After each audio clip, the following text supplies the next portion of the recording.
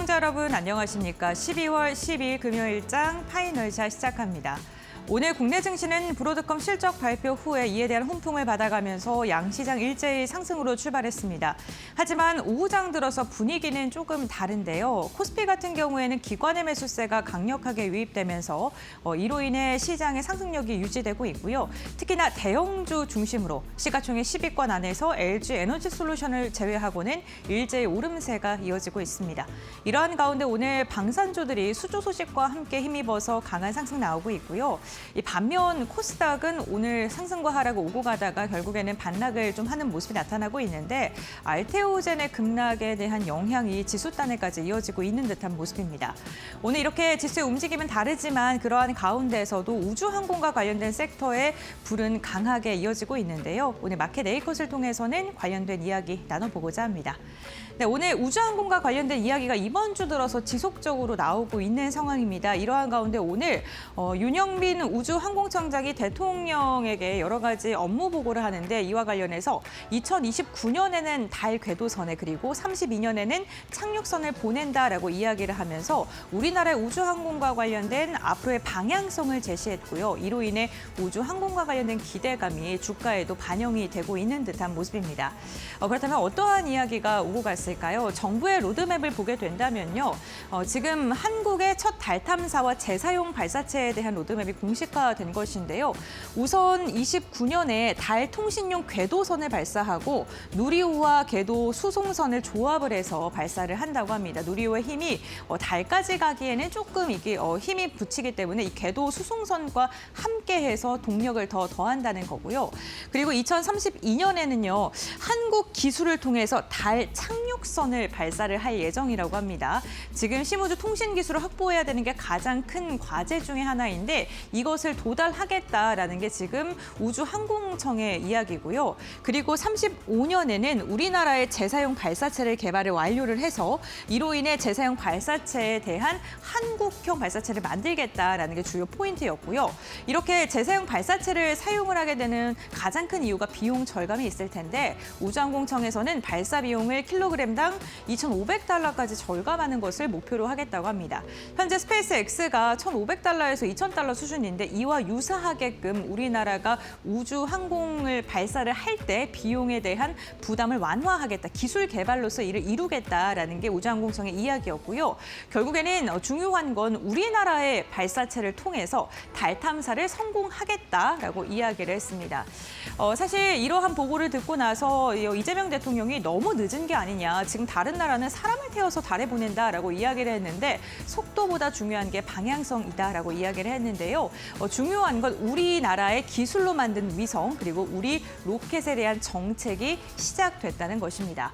누리호 4차 발사가 굉장히 성공적으로 마무리가 됐죠. 우주청의 출범 이후에 최대 성과로 꼽히고 있는데 그 이후에 그렇다면 어떻게 우주항공청을 운영할 것이냐라는 이야기에 32년까지 연 1회 누리호 같은 그러한 발사를 지속적으로 할 거고 이러한 데이터를 모으고 모아서 성공률을 90%에 달하게 하는 게 목표다라고 이야기를 했습니다. 앞서 말씀드렸던 속도보다 기술 자립 전략을 좀 궁극적으로 가져가려는 게 정부의 목적이고요. 결국에는 한국형 우주 생태계를 구축하는 겁니다. 궤도선과 착륙선을 넘어서 재사용 로켓까지 우리나라의 기술로 만들겠다는 거고요. 결국에는 이렇게 우리나라의 기술로 만들어야 되는 게 우주 전략이라는 게 굉장히 프라이빗하고 국방에 굉장히 중요한 역할을 하고 있죠. 결국에는 공공과 국방 위성은 우리 한국 발사체로 만들어야 된다라는 게 우주항공청의 입장이었습니다. 다음 장을 통해서 이어서 이야기 나눠보도록 하겠습니다. 이러한 가운데 오늘 한국항공우주가 재사용 발사체의 핵심 기술을 개발한다라는 소식이 전해지면서 장중에 강한 상승이 나왔습니다. 지금 옆에 있는 그림은요. 항공우주가 총괄 제작한 차세대 중형 위성 3호이고요. 이번에 재사용 발사체용 메탄 엔진을 개발한다고 하는데 그 가운데서 굉장히 중추적인 역할을 할 것으로 보입니다. 이번 재사용 발사체용 메탄 엔진 개발은요. 주관사가 국방기술진흥연구소고요. 총 5년간 30년까지 개발을 진행을 할 예정이고 총 사업비는 500억 원가량에 달할 것으로 예상되고 있습니다. 참여 기업들을 보게 된다면 주요 굵직굵직한 방산 기업들이 대거 참여할 예정인데 현대 로템이 가장 큰 주관사로 지금 참여를 할 예정이고 중추적인 역할을 할 것으로 보이고 그리고 그 옆쪽으로는 카이, 대한항공, 두산 에너빌리티, 그리고 비트로 넥스텍과 페리즈 에어로, 그리고 주요 대학들이 힘을 합친다고 합니다. 국가뿐만 아니라 산업과 학계가 총출동해서 한국형 재사용 로켓을 만들겠다라는 그 출범을 한다는 게 굉장히 의미가 있다고 보시면 좋을 것 같고요. 이러한 가운데 오늘 한국항공우주가 왜 주목을 받았냐? 재사용 발사체의 둔회 역할을 담당하기 때문입니다. 총 4가지가 있는데요. 임무의 궤도를 설계하고, 그리고 체계의 성능을 분석하고, 시장을 분석하고, 그리고 비즈니스 모델을 설계하는 것은 물론이고요. 발사체의 개념까지 한국항공우주가 돋보 맡아서 할 것으로 예상되고 있기 때문에 기술력에 대한 입증이 지금 인정을 받았다라는 평가를 받고 있고, 만약에 성공하게 됐을 때 다시 한번 주가의 퀀텀 점프가 가능하다라는 이야기가 나오고 있는 것입니다. 그렇다면 이번 개발이 왜 중요할까요? 오늘 시장에서 아직 성공을 한 것도 아닌데 정말 많은 이야기들이 쏟아지고 있고 지금 정말 중요한 시점이다라고 이야기를 하는데요. 이게 우리나라 최초로 재사용 발사체 개발에 착수한 것이기 때문입니다. 지금 재사용 발사체 하면은 가장 먼저 기억나는 기업이 일론 머스크의 스페이스X겠죠. 스페이스X와 동일한 기술 방향으로 가져가는 건데요. 이렇게 재사용 발사체를 개발하게 된다면 비용이 절감되고 산업의 규모가 단순히 나라에서 하는 게 아니라 민간 우주로 확대될 수 있다는 가능성이 더 열리기 때문이고요. 두 번째로는 정찰 위성과 통신 상업 발사 수요가 결합이 돼서 민군이 통합되는 그런 우주 발사체 개발의 출발점이라고 보는 겁니다. 앞으로 국책 사업으로 성장할 수 있는 기회를 확보하고 이런 게 결국에는 국내 민간 기업들에게 먹거리로 작용할 수 있다라고 보시면 좋을 것 같고요. 세 번째로는 우리나라가 사실 그 우주 기술과 관련해서 아직은 강국이라 말하기에는 조금 어려운 것 같습니다. 그런데 이번 컨소시엄 출발과 개발을 통해서 우리나라의 우주 기술이 국산화를 통하는데 조금 더 속도감이 붙을 것이다라는 이야기가 나오고 있는 상황이고요. 위성이라든가 발사체, 통신까지 우리 우주 산업의 구조적인 성장 토대, 그 틀 자체를 만드는 것에 의미가 남다르다라는 이야기가 나오고 있습니다. 마지막 네 번째로는 주가적인 측면에서 봤을 때 단기적으로 컨소시엄이 만들어지고 이제 개발할 것이다라고 이야기가 나오면서 주목받는 기업들, 특히나 그 컨소시엄에 참여한 기업들이 단기적으로 모멘텀을 받아갈 것으로 보이고요. 정부의 로드맵이 35년까지 10년간 로드맵이 지금 정해졌기 때문에 이로 인해서 우주항공 그리고 6G와 관련된 여러 가지의 섹터군들이 더 산발적으로 수혜를 받을 것으로 기대가 되고 있고요. 이게 단순히 민간 기업들이 기술을 개발하는 게 아니라 정부의 지원까지 더해지기 때문에 이로 인해서 기대감이 더 폭발적으로 증가할 수밖에 없다. 중장기적으로도 매력적인 구간에 들어갈 수 있는 포인트다라는 이야기가 많이 나오고 있습니다. 네, 이런 가운데 이제 일론 머스크가요, 내년에 스페이스X 상장 보도와 관련해서 정확하다라는 표현을 했습니다. 이로 인해서 내년에 스페이스X가 상장이 되는 게 기정사실화됐는데요. 스페이스X가 내년 상장을 목표로 해서 지금 IPO를 준비 중인 것으로 알려졌죠. 기업 가치가 지금 비상장이었을 때 7,500달러에서 8,000억 달러로 내부적으로 좀 추산이 되고 있는데 만약에 IPO를 하게 됐을 때 1조 5천억 달러까지 기업 가치가 기하급수적으로 성장을 할 것으로 보입니다. 2배가량 증가할 것으로 보이는데요. 그렇게 된다면은 이제는 일론 머스크가 세계 최초로 1조 달러 자산가로 이름을 올릴 수 있는 그런 가능성이 열리게 되고요. 이 IPO가 왜 중요하냐면 글로벌 민간 우주 기업의 전략적인 전환점이 될 수 있기 때문입니다. 지금 스페이스X의 기술력은 많은 분들 전 세계에서 공감을 하고 있습니다. 위성이 무려 9,000기입니다. 그리고 가입자가 800만 명, 서비스 국가가 150개국이고요. 우리나라도 이달부터 지금 시행을 하고 있죠. 여기에다가 지금 참여율을 보게 된다면 52%가 넘는 것으로 보이는데 발사율이요. 2023년부터 25년 11월까지 했을 때 150회가 넘는 발사를 했습니다.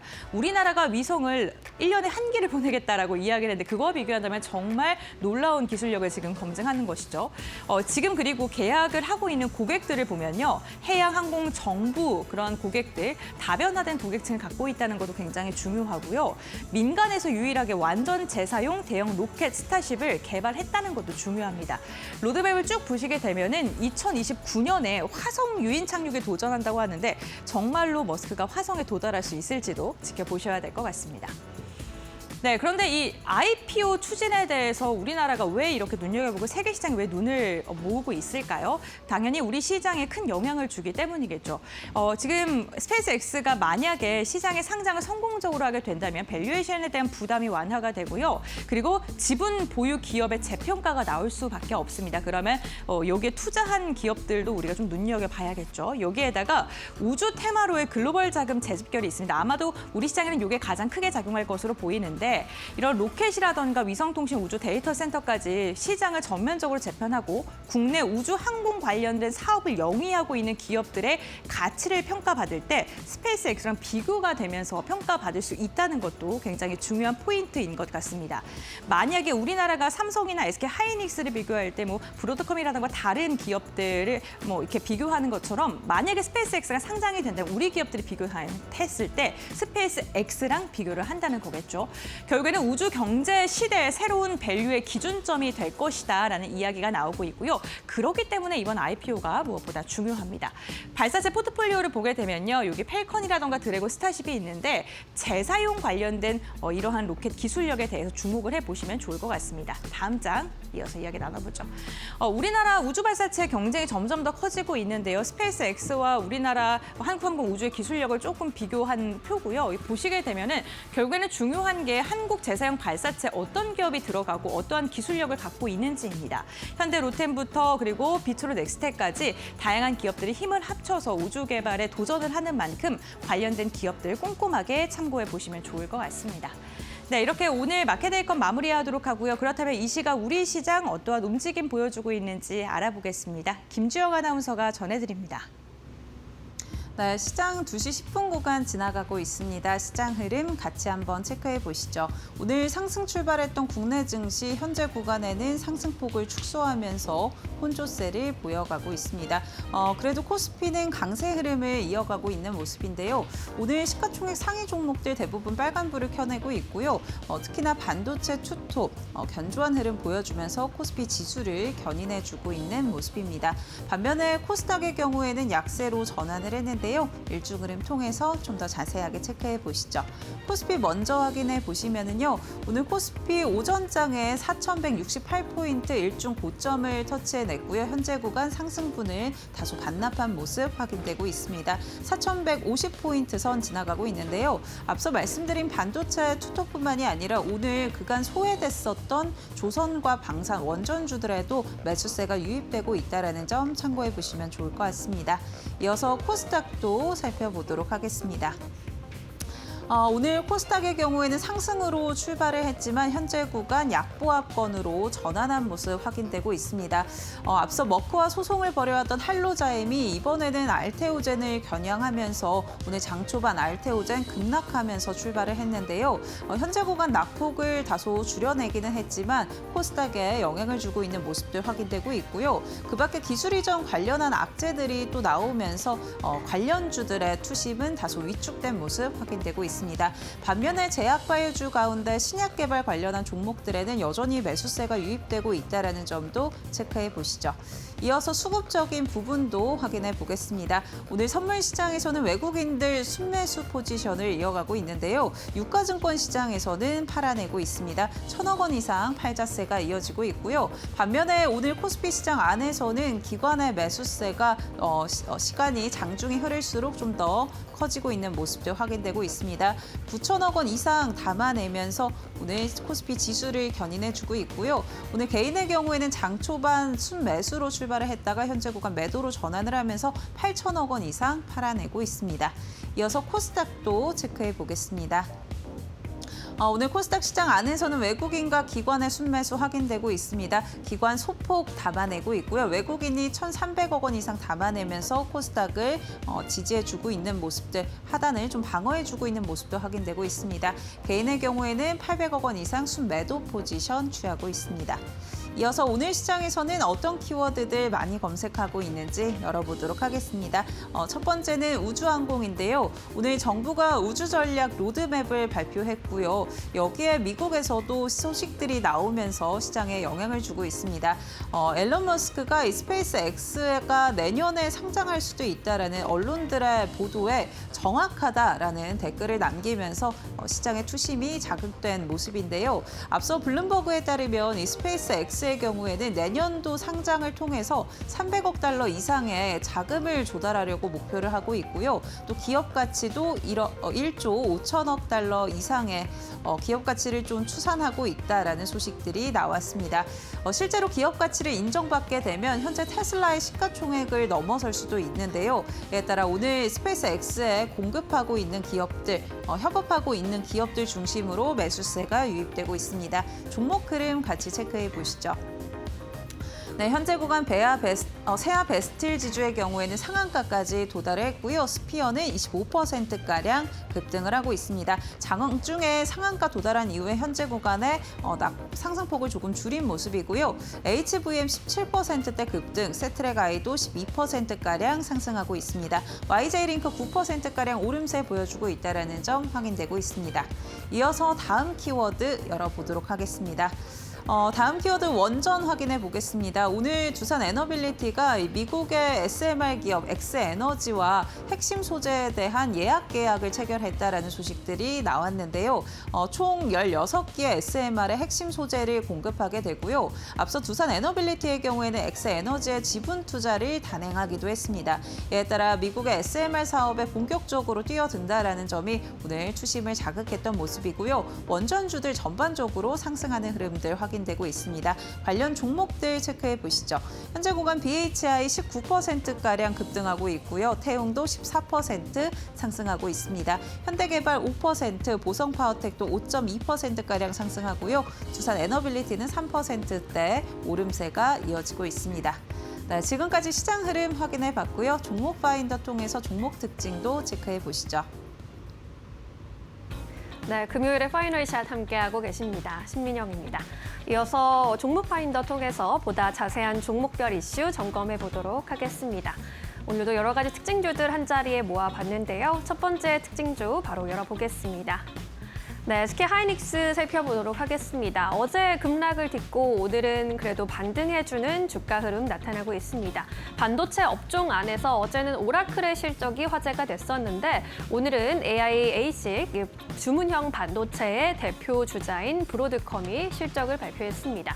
회계연도 4분기 실적인데 매출과 주당 순이익, EPS 모두 시장의 예상치를 상회했습니다. 매출 180억 달러, EPS 1.95달러로 집계가 됐고요. 가이던스도 양호하게 나왔습니다. 내년 1분기 매출이 191억 달러로 전망이 되면서 예상치를 상회했고요. AI 반도체 매출 역시 82억 달러로 호재세가 예상이 됐습니다. 시장이 예상했던 컨센서스가 68억 정도였기 때문에 안정적인 실적 상회를 보여줄 것이란 전망이고 이러한 수치는 전년 대비 2배 이상 성장할 것이라는 전망으로 해석이 됐습니다. 뿐만 아니라 잉여 현금의 흐름도 견조한 상황이기 때문에 배당금도 10% 상향하겠다라고 발표를 했는데 2026년 기준으로 일반 주식의 배당금이 주당 0.65달러로 인상될 것이다라는 예정이 되고 있다라는 점도 시장에선 긍정적으로 평가를 했습니다. 다만 장 마감 이후에 실적을 발표한 직후에는 주가가 상승세를 보이다가 이내 하락 반전하는 모습이 나타나기도 했는데요.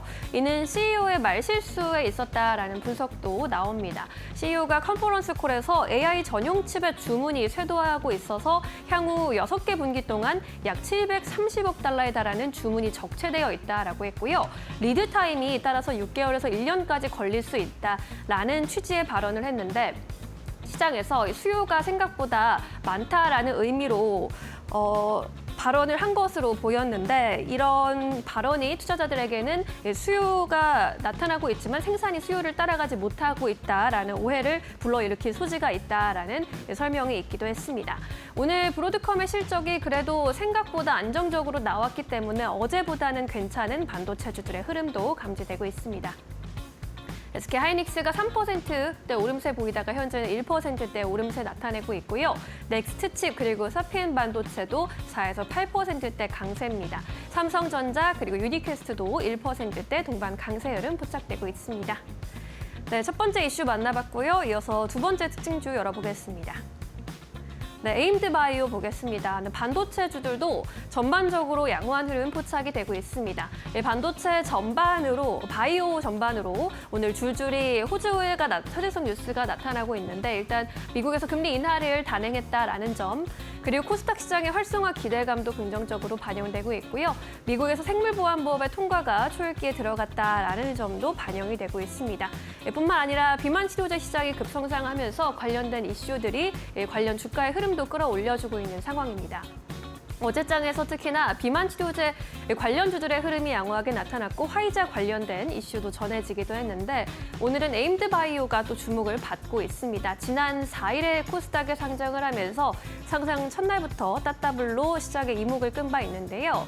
신한투자증권에서 오늘 에임드 바이오 관련해서 또 긍정적인 리포트를 내놨습니다. 빅파마가 선택한 ADC 유망주라면서 이 빅파마의 협업을 기반으로 성장 모멘텀이 풍부하다고 봤습니다.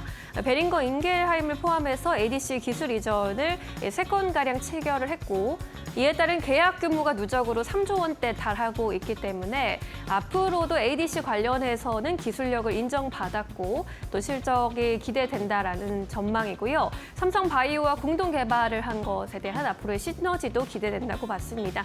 A부터 D까지 개발하는 ADC 근본 바이오텍이다라면서 긍정적으로 평가를 했고 시장 규모 역시 올해 173억 달러에서 32년에는 604억 달러까지 가파른 성장을 제시하기도 했습니다. ADC 신약 개발 관련해서 글로벌 탑티어로 본격적인 도약을 시작하는 구간에 있다라는 분석과 함께 오늘 또 시세도 영향을 주고 있는 상황입니다. 에임드 바이오가 17% 급등세 이어가고 있고요. 삼성 에피스홀딩스 같은 바이오 시밀러 관련주들 13% 급등세입니다. 일동제약 그리고 한미약품 같은 비만 치료제 테마들도 오늘 좀 엇갈린 흐름이지만 일동제약의 경우 현재 구간에서 10%대 급등세로 이어가고 있고요. 에이프릴 바이오도 5% 이상 상승하고 있습니다. 네, 이렇게 제약 바이오 살펴봤고요. 이어서 세 번째 종목 열어보겠습니다. 네, 삼표 시멘트 살펴보겠습니다. 주가가 또 상한가까지 올라가 있는 상황인데 이 부동산을 알짜 부동산을 가지고 있는 기업들을 자산주로 엮으면서 이 자산주에 대한 테마가 좀 형성되고 있는 분위기입니다.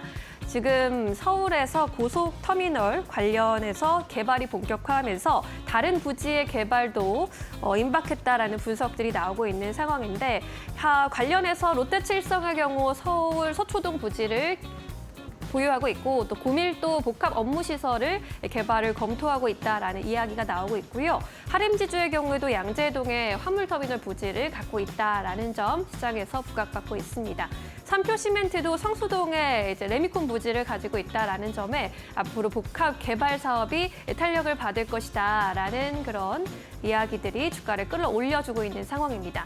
이 기업들의 공통점이 모두 PBR이 1배 미만이라는 건데 자산주는 대체적으로 저 PBR일 수밖에 없다라는 이야기입니다. 보유한 토지나 건물이 과거의 취득 원가로 장부에 기록되기 때문에 현재 구간에서는 저평가로 인정을 받을 수 있다라는 건데 자산이 많지만 또 본업의 수익성이 낮기 때문에 ROE가 저조한 경우도 많다라는 점 체크해 보셔야 할 것 같고요. 또 테마주이기 때문에 급등락이 또 크게 나타나고 있다라는 점도 주의해 보셔야 할 것 같습니다. 오늘 관련주 흐름도 함께 살펴보시죠. 네, 삼표 시멘트 여전히 상한가에 머물러 있는 모습. 하림지주 그리고 KCTC가 함께 양재동의 부지를 가지고 있다라는 소식으로 오늘 시세를 받아가고 있습니다. 6에서 9%대 강세. 롯데칠성은 오늘 하락 반전을 했고요. 천일고속의 경우에 또 서울고속터미널 부지 재개발 소식에 연일 상승세를 보이다가 오늘은 하락 전환하면서 7%대 약세 흐름 감지되고 있습니다. 네, 이렇게 오늘도 이슈가 있는 종목들 함께 점검을 해보셨고요. 이어서 전문가와 함께 놓치지 말아야 할 종목들 살펴보겠습니다. 오리도홀딩스 권영우 대표 함께합니다. 안녕하세요. 안녕하세요. 네, 이번에는 대표님이 꼽아주신 종목들 열어볼게요. 첫 번째 종목입니다. 네, 경방이 또 장 초반에 상한가로 직행을 했습니다. 지금 이제 유동성이 풍부해지면서 자산주에 대한 관심 높아지고 있고 이제 제2의 천일고속, 동양고속 찾기 위한 테마가 형성이 되고 있는 분위기인데 경방에 같은 종목들 어떻게 좀 분석을 해봐야 할까요? 일단은 테마가 지난주부터 시작을 해서 서울 고속터미널 재개발하는 걸로 먼저 천일고속이 지분을 가지고 있다 보니까 한번 폭등이 나왔었죠. 그런 다음에 이제 이 약간 단발성 아닌가라고 했는데 지금 테마군 안에 이제 속해서 경방이라든지 오늘 같은 경우에 삼표시멘트 그리고 어제는 신원종합개발, 롯데칠성 이런 종목들이 우후죽순 올라온다라는 거는 테마가 강하다라는 거거든요. 또 이제 이렇게 부동산 가치로 이제 평가를 받아서 올라갈 수 있는 어떤 전제 조건이 필요한데 이게 부동산 쪽의 업황이 좀 좋아야 됩니다. 그래서 이제 미국에서 FOMC가 금리를 인하하다 보니까 건설 업황에 대한 이 성장 섹터에 자금 유입이 되지 않을까라는 기대감이 먼저 조건으로 좀 작용을 한 것 같고 지금 미국에서도 지금 보면 캐터필더 같은 건설주들이 상승이 나오고 있거든요. 그래서 이런 부분들에 대한 어떤 기대치도 지금 한몫하고 있다라고 보고 있습니다. 그래서 경방 같은 경우에도 보니까 이제 영등포에 타임스퀘어를 보유하고 있어서 이쪽 관련해서도 한번 좀 재개발이 일어나지 않을까라는 그런 기대감으로 좀 상승이 나온 것 같고 좀 주목을 해봐야 되는 건 뭐냐면 지금 경방 같은 경우에는 지금 보니까 지주사들은 수익성이 안 좋은 기업들이 꽤 있습니다만 경방 그래도 본업이 섬유 사업 분야를 하다 보니까 전년도 매출이 이제 한 영업이익이 한 300억 정도 나왔거든요. 300억 정도 나오고 지금 자산 가치가 한 1조 2천억 정도 됩니다. 그러니까 실제로 땅뿐만 아니라 본업에 대한 어떤 가치, 지금 실물 자산에 대한 가치도 굉장히 높다. 좀 이렇게 좀 말씀드리고 싶고 이게 이제 상한가를 가면서 전고점 돌파했기 때문에 추가 상승에 대한 가능성이 더 열려 있다라고 보고 있습니다. 그래서 이제 요거를 이제 수급으로도 좀 보면 외국인은 일단 매수를 하고 있는데 이제 기관이 어제 보면 좀 팔고 있죠. 사실 이런 종목들 같은 경우에는 수급이 큰 의미는 없습니다.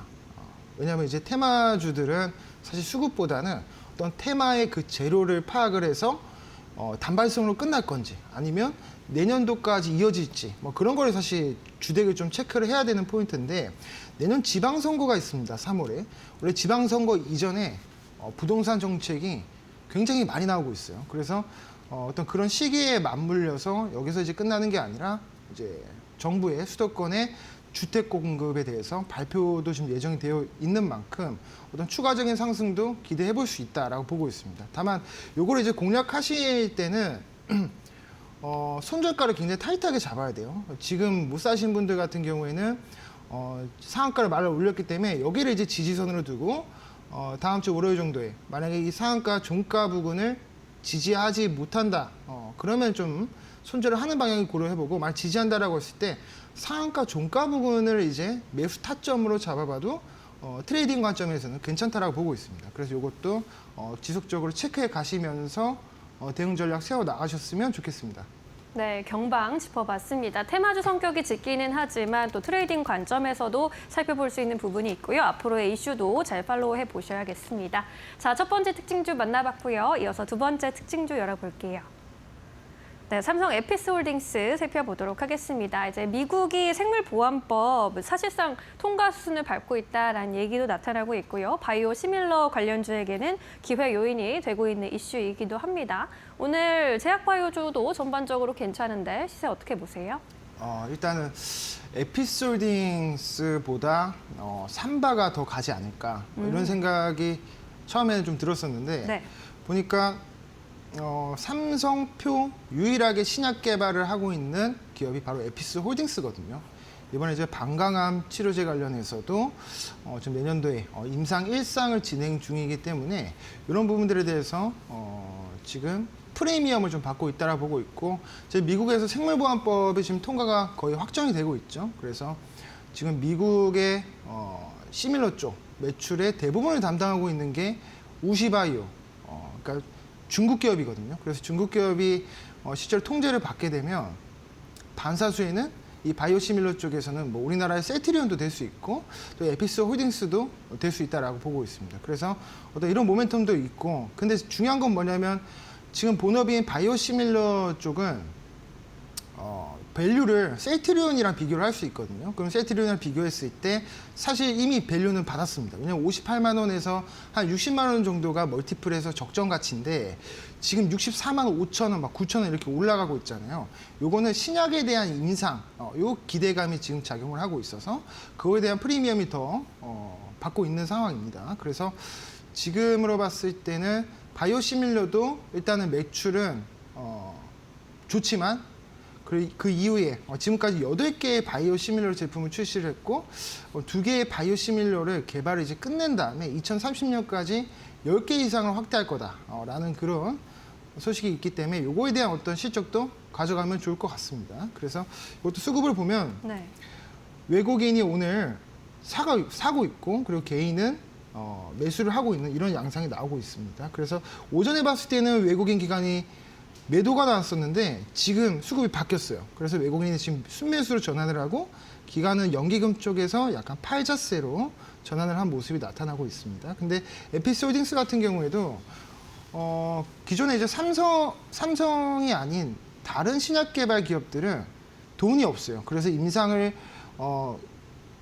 1상을 진행하고 2상, 3상 갈 때마다 글로벌 빅파마들과 기술 이전 계약을 체결을 해서 마일스톤을 받습니다.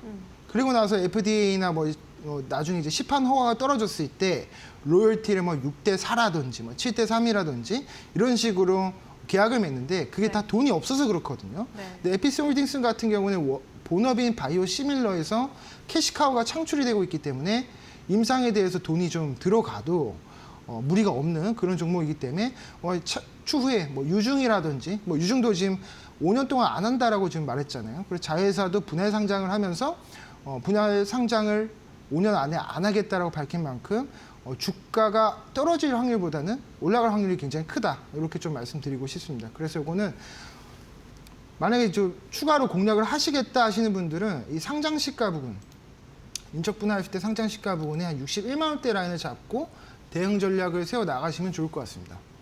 네, 삼성 에피스홀딩스 만나봤습니다. 바이오시밀러 관련해서 매출이 확대되면서 임상 관련해서의 진척도 나타날 것이다라는 전망이었고요. 함께 가격 전략까지 살펴봤습니다.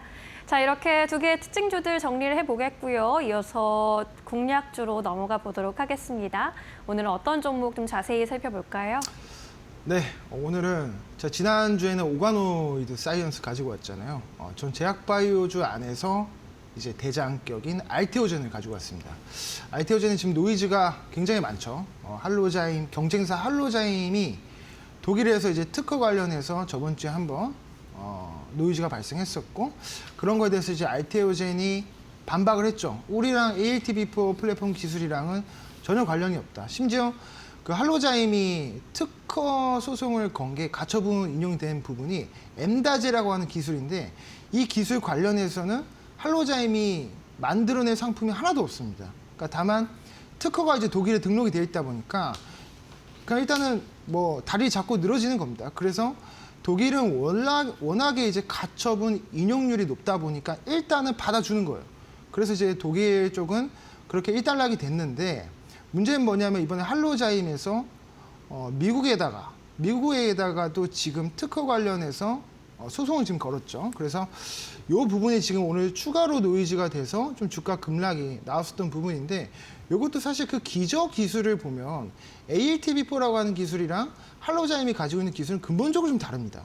오늘 이제 알테오젠 측에서도 거기에 대해서 반박 자료가 나왔고 이게 이미 알테오젠의 그 키트루다 SC에 적용되는 ALT-B4는 FDA 통과가 된 상태이기 때문에 이거를 미국 입장에서도 번복을 하기도 굉장히 어려운 상황입니다. 그래서 이 노이즈를 이제 기회로 좀 삼으시면 일단 좋을 것 같다. 이렇게 좀 말씀드리고 싶고 내년에 이제 코스피에 이제 알테오젠이 이전을 하잖아요. 그러면은 이제 외국인의 패시브 자금이 유입될 가능성도 높다. 그러니까 수급적으로도 이벤트가 있는 종목이에요. 그리고 FOMC가 이제 금리 인하를 올해 말에도 이제 하고 그리고 내년에 이제 추가로 2에서 3회 정도를 이제 할 거라고 지금 밝힌 바가 있기 때문에 제약 바이오 섹터 전반적으로 어떤 이런 금리 인하에 대한 자금이 들어올 수 있다라고 보고 있습니다. 그래서 이것도 수급 보면은 외국인은 또 이제 오늘 아침에는 이게 파이자였는데 또 이제 순매수로 전환을 했네요. 그리고 기관은 좀 매도세가 나오고 있는데 외국인 수급을 어제 오늘 보면 매수세가 들어왔습니다. 그래서 이런 부분들 좀 긍정적이게 보시면 좋을 것 같고 지금 중장기 이평선, 장기 이평선을 맞고 아래 꼬리에 달고 올라오는 양상이 나오고 있습니다. 이런 부분들을 이제 지지선을 체크하고 다시 좀 반등을 하려는 그런 흐름이 나오고 있기 때문에 지금 정도에서 1차 매수로 공략을 해보시면 좋을 것 같습니다. 요거는 목표가를 이전 매물대에는 55만 원으로 잡아드릴 거고 손절가는 37만 원으로 잡아드리도록 하겠습니다. 네, 알테오젠 함께 살펴봤습니다. 목표가 55만 원까지 제시를 해주셨고요. 지금의 주가 놀림목을 기회로 삼아보자라는 의견이었습니다. 투자 판단에 잘 참고해보시기 바라겠습니다. 오늘 대표님과 여기서 인사드릴게요. 함께해 주셔서 고맙습니다. 감사합니다.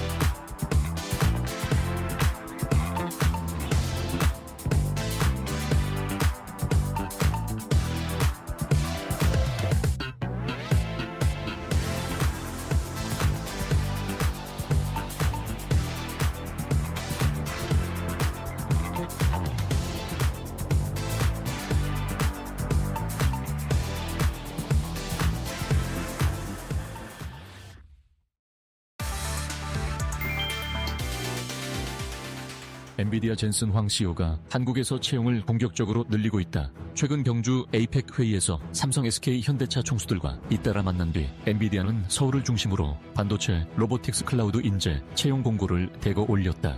특히 삼성전자, SK, 하이닉스 경력을 우대하며 HBM 품질 관리와 테스트 단계까지 직접 관여하려는 움직임을 보이고 있다.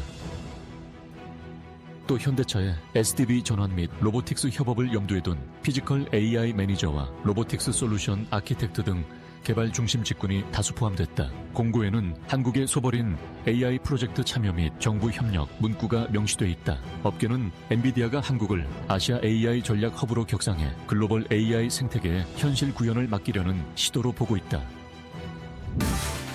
이재용 삼성전자 회장이 최근 미국 텍사스 테일러에 있는 파운드리 공장을 방문해 일론 머스크 테슬라 CEO와 만난 것으로 알려졌다.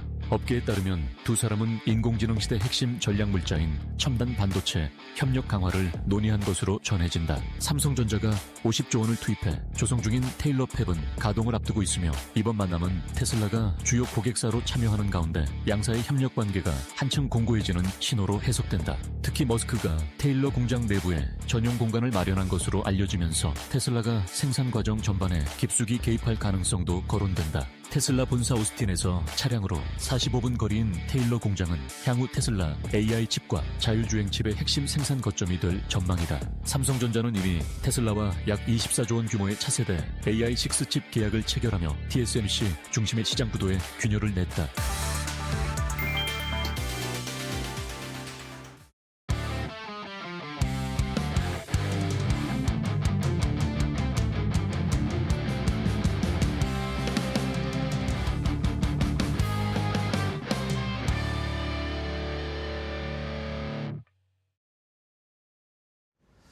자, 코스피 5천 시대를 준비하는 말로 홈런을 쏘아 올릴 수 있을 만한 좋은 4번 타자 업종도 골라보고요. 종목까지 선정해서 알려드립니다. 이재선의 말로 홈런 시즌2. 자, 오늘도 이데일리온의 이재선 파트너와 함께하도록 하겠습니다. 파트너님 안녕하세요. 네, 안녕하세요. 네, 반갑습니다. 네. 자, 이번 주에는 저희가 CES 2026을 대비하면서 좋은 업종들, 4번 타자 업종들을 쫙 골라봤는데 오늘 또 한 주의 마지막 금요일입니다. 네. 오늘은 또 코스피가 약간 힘을 내고 있고 코스닥은 또 알테오젠이 또 문제가 생겨가지고 그죠? 네. 안 좋은 상황인데 오늘 시장 한 주의 마지막 어떻게 마무리하고 계십니까? 한 주의 마무리는 뭐 CES와 함께 하고 있지 않나. 아, 이미 내년으로 가셨군요. 네, 이미 내년으로 가고 있고 그리고 올해는 뭐 꾸준히 말씀드렸지만 뭐 반바지봇 워낙 좋지 않았습니까? 그리고 뭐 조방원 2까지 해서 굉장히 좋은 모습을 보이면서 연말까지 이어가고 있는데 그런 것 같아요. 오늘 같은 경우만 해도 이제 뭐 클로복 같은 경우가 뭐 거의 뭐 지금 상한가 수준까지 준상한가까지 올라오면서 이제 멋진 모습을 보이고 나머지 종목들 우리 이 말로 홈런 시간에 소개해드렸던 종목들도 한 타이밍 올라왔다가 잠깐 쉬었던 종목들 많이 있죠. 이런 종목들이 지금 다시 전고점을 갱신하기 위해서 올라오고 있습니다. 너무나도 좀 재미있게 마무리를 하고 있는 시장인 것 같아요. 지수는 제가 크게 신경 안 쓰셔도 된다라고 말씀을 드렸는데 그런 것 같습니다. 코스피가 뭐 힘을 낸다. 어제 뭐 만기일이었는데 조금 내려간다. 말씀드렸듯이 변동성은 그렇게 크지는 않아요. 지금 시장 같은 경우는 제한적인 변동성 안에서 움직이는 시장이기 때문에 여러분들 지수를 신경 쓰기보다는 연말까지는 이제 계속 순환매가 돌 겁니다라고 말씀을 드렸는데 이런 측면에서 여러분들이 순환매, 섹터별 순환매, 그리고 섹터 내 순환매를 노리시면서 진행하신다라고 하면은 제가 지수적인 산타랠리는 없다라고 말씀을 드렸는데 종목별로 여러분들이 연말 따뜻하게 보내실 수 있을 겁니다라고 말씀을 드렸죠. 이게 무슨 소리야라고 하시는 분들도 계실 텐데 저는 뭐 그런 것 같습니다. 지금도 좋은 종목들은 계속 움직이고 있고 대부분 종목들이 이제 횡보를 하는 가운데에 이제 움직이는 종목들만 움직인다라는 거고 이제 쉬고 있던 종목들 이런 쉬고 있던 섹터들이 키높이 맞추기 하면서 올라오는 윈도우 드레싱 효과가 나오고 있다라고 생각하시면은 여러분들 올해 연말 같은 경우에는 제가 볼 때 과거에 이제 기존에 있던 주도주들 같은 경우가 오르락 내리락 하면서 횡보하는 가운데에서 좀 소외됐던 종목들 살짝 키높이 맞추기 하면서 여러분 계좌를 따뜻하게 해주고 있다. 오늘도 그런 모습이 보이고 있다라는 것을 생각하시면은 제가 볼 때는 연말까지 이 장세 지속된다. 여러분들 온기는 충분히 계좌로 느끼실 수 있지 않을까 싶습니다. 네, 알겠습니다. 자, 말씀해 주신 것처럼 지난주에 알려주셨던 뭐 랠리 산타 랠리의 지수의 산타 랠리는 없지만 네. 업종이나 종목별로는 산타 랠리가 있을 거다라고 하면서 조방원 이런 것들 알려주셨잖아요. 오늘 네. 또 실제로 방산주들도 또 다시 막 올라오고 좋은 네. 흐름을 나타내고 있습니다. 자, 그러면 오늘은 또 어떤 4번 타자 업종 말로 홈런을 쏘아 올릴 수 있을 만한 4번 타자 업종. 오늘도 역시 CES 특집이죠? 네. CES 특집인데 여기서 또 우리가 또 금요일이니까 놀고 먹자를 또 포기할 수는 없습니다. 놀고 먹는 CES 특집. 네. 그런데 CES에도 분명히 이런 섹터가 있거든요. 아, 그런가요? 네. 네. 그래서 제가 열심히 찾아봤는데 한 3개 정도를 찾을 수가 있었는데 예. 그 중에서 나머지는 어떻게 보면 우리나라에 좀 그 산업이 아직 크지 않은 쪽이 좀 있고 해서 그래도 이제 앞으로 가능성이 있다 싶은 게 바로 메타버스가 아닌가 메타버스요? 싶습니다. 네네. 메타버스 예전에 다 죽었는데. 맞습니다. 정확해요. 왜냐하면은 메타버스가 저는 그렇습니다. 제가 지금도 안경을 이렇게 쓰고 있는 사람들은 메타버스 이게 뭔가 글라스를 쓰는 것 자체가 거부감이 있어요. 그쵸. 왜냐하면 안경 쓴 무겁고 상태에서 무겁고 안경 쓴 상태에서 뭔가 또 써야 되고 하는 일단 보는 것 자체로도 부담입니다. 무겁고 바로 나오시잖아요. 예. 그리고 주가도 무겁습니다. 그러다 보니까 이게 쉽지 않다라는 거예요. 그래서 지금 정확한 질문을 해주신 것 같아요. 가장 많이 저도 듣는 질문이 메타버스 아직 먼 미래 아닌가요? 오늘 질문할 때 올라와 있습니다. 여러분도 이 부분이 제일 궁금하실 텐데 맞아요. 그런데 CES에서는 놀라지 마세요. 5대 핵심 과제 중에 공간 컴퓨팅이 있습니다. 우리가 이 올해 초에 뭐 양자 컴퓨터나 이런 쪽에서 굉장히 많은 이제 이슈를 몰고 오고 했었는데 공간 컴퓨팅이 나오고 그리고 메타버스 같은 경우가 이제는 조금 더 구체화되기 시작하고 있어요. 기존에는 정말로 여러분들이 생각하시는 것처럼 너무 무겁고 그리고 불편하고 아직 좀 먼 미래 아니겠느냐. 저도 분명히 이렇게 생각을 합니다. 실생활로 들어오려면 아직도 좀 시기는 남아있지 않느냐라고 저도 동일하게 생각을 합니다. 그런데 지금 시장을 선점하는 자가 미래 시장을 선점할 수 있다라는 측면에서 우리 뭐 M7 기업 중에 메타, 이름도 메타로 바꾸지 않았습니까? 예, 페이스북에서 메타로 바꾸면서 미래는 메타버스다라고 이미 미국에서 핵심 주도 섹터 중 하나로 지금 자리 잡으려고 지금 준비하고 있는 과정입니다. 그렇다라고 하면 우리도 슬슬 준비할 타이밍이 오지 않았나 이렇게 생각을 합니다. 그래서 뭐 젠슨왕이 이제 치맥해동 이후에 26만 장 GPU를 공급한다라고 하면서 로봇이나 뭐 다른 분야 반도체나 이런 분야에는 계속 이슈를 몰고 있는데 이 부분이 AI가 발전하고 그리고 이런 컴퓨팅 능력이 발전한다라고 하면 메타버스도 그동안 우리가 보지 못했던 영역으로 진입할 수 있다라는 게 CES의 화두 중 하나예요. 그러니까 여러분들이 이런 부분, 한국 AI와 그리고 메타버스의 전환점이 될 수 있는 시기다라고 생각하시면은 이번 CES 2025에서 또 한 번의 관전 포인트가 되지 않을까 싶습니다. 네. 자, 오늘의 4번 타자 업종은 메타버스를 주셨습니다. 뭐 메타버스가 사실 뭐 몇 년 전에 코로나 때 막 메타버스가 막 뭐 득세를 했었는데 네. 그거랑은 이제 또 약간 다른 결로 가는 거죠. 네네. 현실과 우리가 이런 뭐 앙클레스나 이런 걸 쓰면서 현실과 AI가 접목되는 그 중간 역할로서의 메타버스를 저희가 좀 생각해 볼 필요가 있겠다. 네. CES에서 2026년 이 CES에서 관련된 주요 하나의 또 주제가 될 테니까 네. 살펴볼 필요가 있을 것 같습니다. 자, 좋습니다. 그러면 종목을 하나씩 확인을 해볼까요?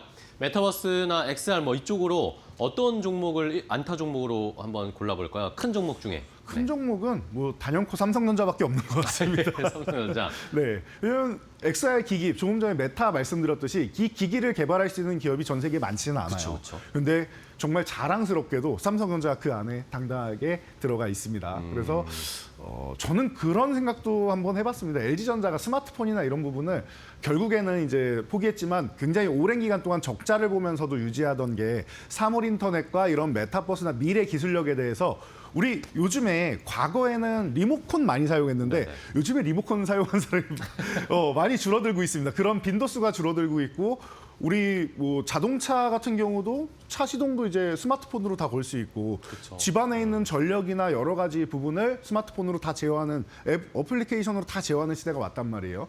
그러기 때문에 LG가 포기를 안 한 게 아니었을까라고 생각이 되는데 그 부분에 대해서 이제는 대안이 생겨서 LG에서도 이제 스마트폰 사업을 접고 요즘에 음성 인식이나 여러 가지가 되죠. 근데 이게 발전하게 되면은 사람의 뇌파가 됐던지 아니면은 행동이나 움직임으로 해가지고 이런 공간적인 움직임으로 해가지고도 인식을 할 수 있는 시대가 온단 말이에요. 그런 기술력을 우리나라에서 어느 기업이 갖고 있느냐라고 하면은 단연코 삼성전자가 아니겠느냐라고 보고 있습니다. 이미 AMD, 퀄컴 뭐 이 전 세계에서 최고라고 하는 기업들이 같이 XR기기 공동 개발하자 이러고 있잖아요. 뭐 인텔에서도 계속 손 내밀고 있고 좋은 얘기가 계속 많이 나온단 말이에요. 삼성전자 같은 경우는. 그리고 본업은 이미 충실하게 그동안 하도 많이 말씀드렸으니까 여러분들 이미 알고 계실 겁니다. 삼성전자 주가는 뭐 메타버스는 이제 미래의 이제 지향적인 산업 중에서 뭐 그 중에 일부분이 될 수 있다 정도로 보면 될 것 같고요. 무겁다라고 했으니까 가장 무거운 종목의 한 축이 되지 않나라고 생각하는 이런 측면에서 보면은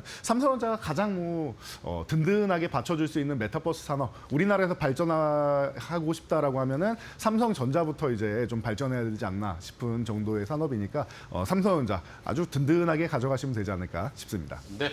자, 뭐 삼성전자야 뭐 반도체 HBM 쪽으로 뭐 실적 내년에도 너무 좋을 거다 이야기 많은데 네. 여기에 플러스 알파로 XR 기기나 스마트 글라스도 이제 삼성이 하겠다라고 최근에 많이 이야기가 나오잖아요. 네. 뭐 젠틀몬스터랑 협업해서 안경 만들 거다 뭐 이런 네. 이야기 나오니까 한번 이쪽으로도 삼성전자 모멘텀을 받을 수 있을지 잘 체크해 보도록 하겠습니다. 자, 첫 번째 든든한 안타 종목으로는 삼성전자를 주셨고 자, 이제 빨리 가봐야 될 것 같아요. 조금 더 빠른 종목. 네. 2루타 종목은 뭘까요? 네, 지금까지 무거스가 좀 가볍게 움직일 타이밍인 네. 것 같습니다. 나무가 보셔야 되지 않나 예. 싶습니다. 나무가 같은 경우는 이제 삼성의 이제 3D 카메라 모듈 이쪽을 센싱을 계속 공급하는 이런 기업으로 사실 이 모회사들이 다 삼성하고 굉장히 연관이 깊습니다. 유니캐스트부터 시작해서 드림텍이나 뭐 나무가 이렇게 다 삼성하고 굉장히 그렇죠. 연관이 깊고 뭐 지분 투자도 하고 이런 기업이기 때문에 여러분들이 좀 편하게 볼 수 있지 않나 싶고요. 그리고 뭐 CS2025에서는 독일 인피니언하고 해서 비행 거리 시간 기술 같은 경우를 계속 얘기를 하고 있죠. 그래서 이런 부분에 대해서 좋은 이슈들이 국내뿐만 아니라 해외로도 이제 MOU를 계속 이제 뭐 이뤄나가면서 좋은 업적을 만들고 있다라고 생각하시면 될 것 같아요. 네. 그래서 삼성전자 차세대 XR 디바이스에도 3D 모듈 공동 개발 진행한다라는 얘기는 이미 몇 년 전부터 계속 나오고 있고 그리고 앞으로도 이 기업하고는 함께 움직인다라고 생각하시면은 나무가는 한 번씩 통통 튀는 움직임. 정말로 메타버스가 무겁기는 맞아요. 무거운 건 맞기 때문에 한 번씩 이렇게 재밌게 움직이는 쪽으로 한다라고 하면은 나무가가 항상 즐겁게 여러분들 계좌를 한번 이렇게 띄워줄 수 있는 종목이 아닌가 싶으니까요. 트레이딩 관점에서는 나무가 지금부터 해서 내년 CES 정도 사이 정도에서 1월 효과까지 노려볼 수 있는 종목이 아닌가 싶습니다. 네, 알겠습니다. 2루타 종목으로는 나무가 최근에 이제 좀 담아볼 만한 위치에 있다. 내년에 CES가 시작하기 전까지 한 번씩 움직임이 나올 수 있지 않을까라는 기대로 트레이딩 전략 2루타 종목 확인을 해봤고요. 자, 그럼 이제 3루타로 가겠습니다. 호타준족 빠르게 또 멀리 갈 수 있을 3루타 종목은 뭐가 있을까요? 제가 지금 움직임이 너무 무거워가지고 지금부터 모아가면은 그래도 괜찮지 않을까 싶은 종목인데요. 네. 덱스터입니다. 덱스터. 아, 네. 덱스터. 전에도 한번 말씀해 주셨는데. 네, 저희도 말로 홈런 종목으로 금요일 날 네네. 제가 선정을 해드렸는데 저는 이 기업이 10,000원 아래에 있는 것 자체가 개인적으로는 좀 신기하네 여기까지 내려왔네 싶을 정도로 근데 10,000원 아래 정도가 아니라 뭐 반토막 나 있는 상황이 그쵸, 10,000원에서도 그래서 지금 구간이면 여러분들이 미래 성장을 생각하고 가신다라고 하면은 저는 이 기업이 10배까지는 아니어도 한 3-4배 정도는 갈 수 있지 않나라고 생각하는 위치까지도 너무 싸게 내려와 있어요. 이유는 간단합니다. 지금 업황 자체가 전체적으로 조금 죽어 있는 상황이에요. 무겁다라는 오늘 얘기를 많이 말씀드리는데 업황 자체가 무거워요. 전체적으로 VFX 쪽으로 이제 특수효과 쪽으로 가다 보니까 여러분들 요즘 드라마 같은 경우가 넷플릭스 같은 경우 아니면은 잘 만들어지지 않고 있고 제가 콘텐츠 산업 계속 설명드리면서도 배우분들 몸값도 그렇고 작가분들 몸값도 계속 올라가다 보니까 이 제작비가 감당이 안 돼서 자꾸 지연되고 뒤로 미루고 한다라고 말씀을 드렸죠. 그러다 보니까 덱스터 같은 기업, 뭐 자이언트 스텝이나 아니면 위직 스튜디오 이런 기업들, VFX 쪽을 하는 기업들이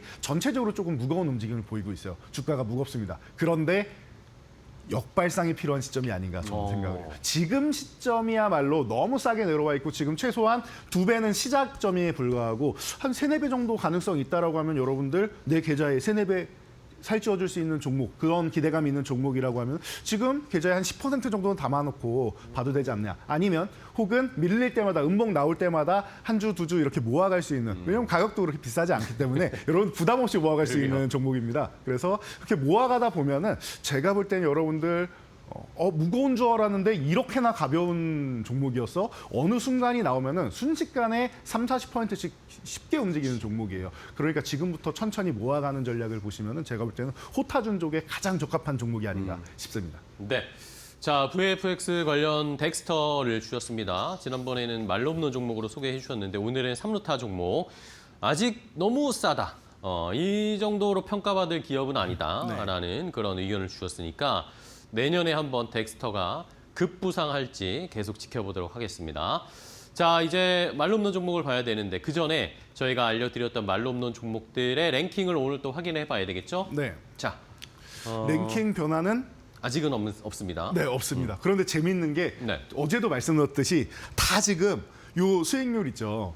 바로 이렇게 딱 올라와가지고 500원, 막 300원 차이로 네. 이렇게 해서 지금 다 기다리고 호시탐탐 기다리고 있어요. 그래서 12월에는 재밌을 겁니다. 제가 대격변이라는 단어까지 쓰면서 네. 아마 순위가 크게 변동이 나올 겁니다라고 말씀을 드렸는데 이미 에코프로가 올라온 것처럼 다른 종목들이 정말로 5위권 안에 들어올 수 있고 다음 페이지로 넘어간다라고 하면은 우리 1페이지에 뭐 바이오랑 로봇 중심으로 많이 돼 있는데 뒤에는 좀 더 다양한 섹터들이 올라와 있죠. 또 다른 섹터들이 또 기다리고 있어요. 여기 정말 우리가 무겁다고 생각하고 있는 한화 에어로스페이스가 지금 한화를 지키기 위해서 예. 오늘 또 많이 올라오고 있어요. 지키기 위해서 지금 지금 호시탐탐 노리고 있는 상황이에요. 100만 원만 넘어가면 제가 볼 때는 이 10위가 아니라 아마 요 중간 정도로도 올라올 수 있지 않을까 싶은 정도예요. 빠르지는 않습니다. 한화 에어로스페이스는 묵직한 종목이고 하기 때문에 빠르지는 않지만 꾸준하게 올라간다는 게 가장 큰 장점이고 이런 게 대형주의 묘미 아니겠습니까? 대형주와 중소형주가 같이 공존하는 아주 재미있는 시장이기도 하고 이 종목들이 수익률을 계속 끌어올리면서 이 페이지는 지금도 바뀌고는 있지만 앞으로도 계속 변화가 있을 거예요. 다음 주에 정말 큰 순위 변동이 있을 것 같으니까 기대해 보시면 여러분 좋을 것 같습니다. 네, 알겠습니다. 자, 이제 10위까지의 랭킹을 봤는데 그 아래도 지금 계속 막 치고 올라오려는 종목들이 있으니까 한번 마지막까지 올해 수익률의 랭킹을 확인해 볼 수 있도록 저희가 체크해 드리도록 하겠습니다. 자, 그럼 이제 오늘 메타버스 관련된 종목을 보고 있는데 4번 타자 업종 메타버스 이제 오늘 말로 없는 칠 수 있을 만한 종목은 뭘까요? 저는 이 종목이 그래도 메타버스 하면 가장 안정적이지 않나라고 생각되는 종목 중 하나예요. 작은 종목인데 안정적입니다. 뉴프렉스. 뉴프렉스요? 네. 생소하다라고 생각하시는 분들 분명히 계실 거예요. 그런데 여러분 요즘에 반도체 얘기 나올 때 소캠이나 이런 쪽 할 때 계속 기판 얘기 나오지 않습니까? 그쵸? 그리고 HBM도 MLB 기판 얘기 계속 나오잖아요. 뉴프렉스가 기판하는 기업입니다. 어떤 기판이냐? 오큘러스 XR부터 시작해서 FPCB를 계속 공급하던 기업이에요. 이런 PCB는 우리가 알고 있는 녹색 이 기판이고요. FPCB는 뭐죠? FPCB는 플렉시블이잖아. 우리 꺾여 있는 거잖아요. 그래서 휘는 연성을 가진 이제 뭐 이런 기판이다라고 생각하시면 돼요. 그러면은 아까도 말씀하신 XR 글라스가 됐든 어쨌든 요즘에는 다 곡선으로 이렇게 나온단 말이에요. FPCB 이 기술력이 필수인데 과거부터 오큘러스 시절부터 해서 지금 메타까지 넘어오면서 뉴프렉스는 공급사에서 끊이질 않고 있습니다. 심지어 메타의 AI 글라스 2개 모델, 차기 모델도 단독 공급을 하고 있는 기업이에요. 그러니까 거의 뭐 이 기업은 메타하고 함께 간다라고 생각하시면은 우리가 반도체 할 때 엔비디아와 함께 가는 기업 당연히 최고로 쳐주니까 SK하이닉스가 올라간 거 아니겠습니까? 메타버스, XR 글라스, 뭐 AI 글라스 이런 쪽 얘기가 나오면은 메타 아니겠습니까? M7에도 들어가 있는 기업이에요. 그렇다라고 하면 이 메타와 함께하는 뉴프렉스의 기판 사업, 제가 볼 때는 지금 봐야 되는 제가 볼 땐 내년에 굉장히 좀 멋진 무빙을 보이지 않을까 싶은 종목이에요. 그래서 무빙이라고 하니까 뭐 디즈니의 이 콘텐츠 무빙 2도 기대가 되는데 이제 뭐 나올 때 되지 않았나 싶은데 이 종목의 이 주가의 무빙 또한 좋아지지 않을까 그렇게 스펙타클하게 움직이지 않을까 생각되는 종목입니다. 그래서 주가는 차트를 보면서 간단하게 설명드리도록 할게요. 네, 지금 5,500원 이하 구간에서 잘 움직여주고 있어요. 근데 저항 구간이 5,750원입니다. 이 구간을 넘어가는 게 중요해요. 가격이 좀 이상하네요. 보통은 6,000원, 7,000원 이렇게 돼야 되는 거 아닌가요? 라고 생각하시는 분들 계실 텐데 그런 심리를 이용해서 이제 세력들이 그런 건지 모르겠는데 보통 750원 단위로 많이 움직여요. 이 종목이 저항을 이렇게 만들어요. 그래서 뭐 정가에 딱 도달하는 경우도 있긴 해요. 왜냐하면 기존에도 6,000원 딱 도달하고 내려오긴 했는데 보통 이쪽만 가면 자꾸 매도세가 많이 나요. 그래서 못 미치고 떨어지는 경우가 많습니다. 그래서 여러분들 윗꼬리가 좀 많이 달리는 기업이고 아직까지는 좀 작은 기업이고 하다 보니까 이렇게 윗꼬리 달리는 거를 여러분들 고려를 하셔가지고 보시면 좋을 것 같아요. 그래서 5,750원 넘어가서 여기를 안착하게 되면은 6,000원 그냥 지나가는 과정이 된다라고 보시면 될 것 같고요. 1차 목표치는 이 차트에서는 보이지 않습니다. 6,750원이 될 거고 2차 목표치는 이제 8,750원이 되고 이렇게 올라가면서 2,000원 단위로 올리면서 보시면 되지 않을까 싶어요. 지금 한 단계는 일단 레벨업이 됐습니다. 그래서 여름에 한번 올라온 다음에 지금 횡보하면서 힘을 잘 모으고 있어요. 응축하는 구간이에요. 그래서 거의 한 반년 정도 쉬었다라고 하면 이제는 주가가 한번 폭발적으로 움직일 수 있는 타이밍인데 그 시기가 제가 볼 때는 CES 전후해 가지고 이 메타버스하고 AI 글라스 이런 쪽에서 얘기가 나오지 않을까 싶어요. 그렇다라고 하면 여러분들이 가장 든든하게 다른 쪽은 이슈에서 잠깐 올랐다가 떨어졌다는 종목들이 많은데 그렇지 않다. 뉴프렉스는 이미 실적이 나오고 있고 과거부터 협업을 했던 기업이고 세계 최고의 기업과 함께하고 있다라는 걸 여러분들이 생각하신다라고 하면은 뉴프렉스 지금 구간이 너무 예쁜 구간이 아닌가 싶습니다. 저는 아주 예쁜 미인 차트다 뭐 이런 얘기 많이 하죠. 정말로 예쁜 차트가 아닌가 싶으니까 여러분도 함께 관심 가져보시면 좋을 것 같습니다. 네, 알겠습니다. 자, 오늘 말로 없는 종목으로는 이 메타버스 쪽에 뉴프렉스를 소개를 해주셨습니다. 말씀해 주신 것처럼 이런 스마트 글라스 안에 들어가는 기판을 공급하는 그런 회사인데 메타와 계속 끈끈하게 유지하고 사업을 같이 하고 있으니까 메타가 또 가면은 같이 갈 수도 있겠죠. 뉴프렉스의 주가는 또. 그런 것도 연동해서 잘 미국 시장이랑 생각을 해보시면 뉴프렉스 지금 좋은 위치에 있으니까 함께 좀 매수하는 좋은 자리를 잡아보도록 하겠습니다.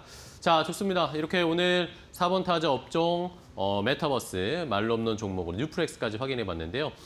파트너님 또 오늘 한 주의 마지막 금요일에 유튜브 라이브 하러 가셔야죠. 네, 오늘은 오늘도 어떤 제가 내용? 어김없이 방금 이제 기대해 주신 만큼 금요일이지 않습니까? 네네. 일주일 한 주를 마무리하고 그리고 우리 산타랠리 이번 주에 말 안 했다고 해서 산타랠리가 끝난 건 아닙니다. 여러분들 계좌는 랠리가 이어질 수 있으니까 네. 그 랠리 어떻게 이어가야 되는지 제가 오늘 마감까지 자세히 알려드릴 테니까요. 지금 이데일리 유튜브 오시면은 네. 지금 파이널샷 바로 옆에 제 얼굴 떠 있습니다. 터치하고 입장하셔서 인사 한번 하시고 잠깐만 기다려 주시면 제가 열심히 뛰어와가지고 빠르게 여러분과 함께 오늘 장 마무리해 보도록 하겠습니다. 네, 알겠습니다. 자, 오늘 이재선 파트너와 함께 또 좋은 종목들 알려드렸습니다. 오늘 좋은 종목 알려주셔서 감사하고요. 파트너님 또 다음 주에 뵙도록 하겠습니다. 오늘 고생 많으셨어요. 감사합니다.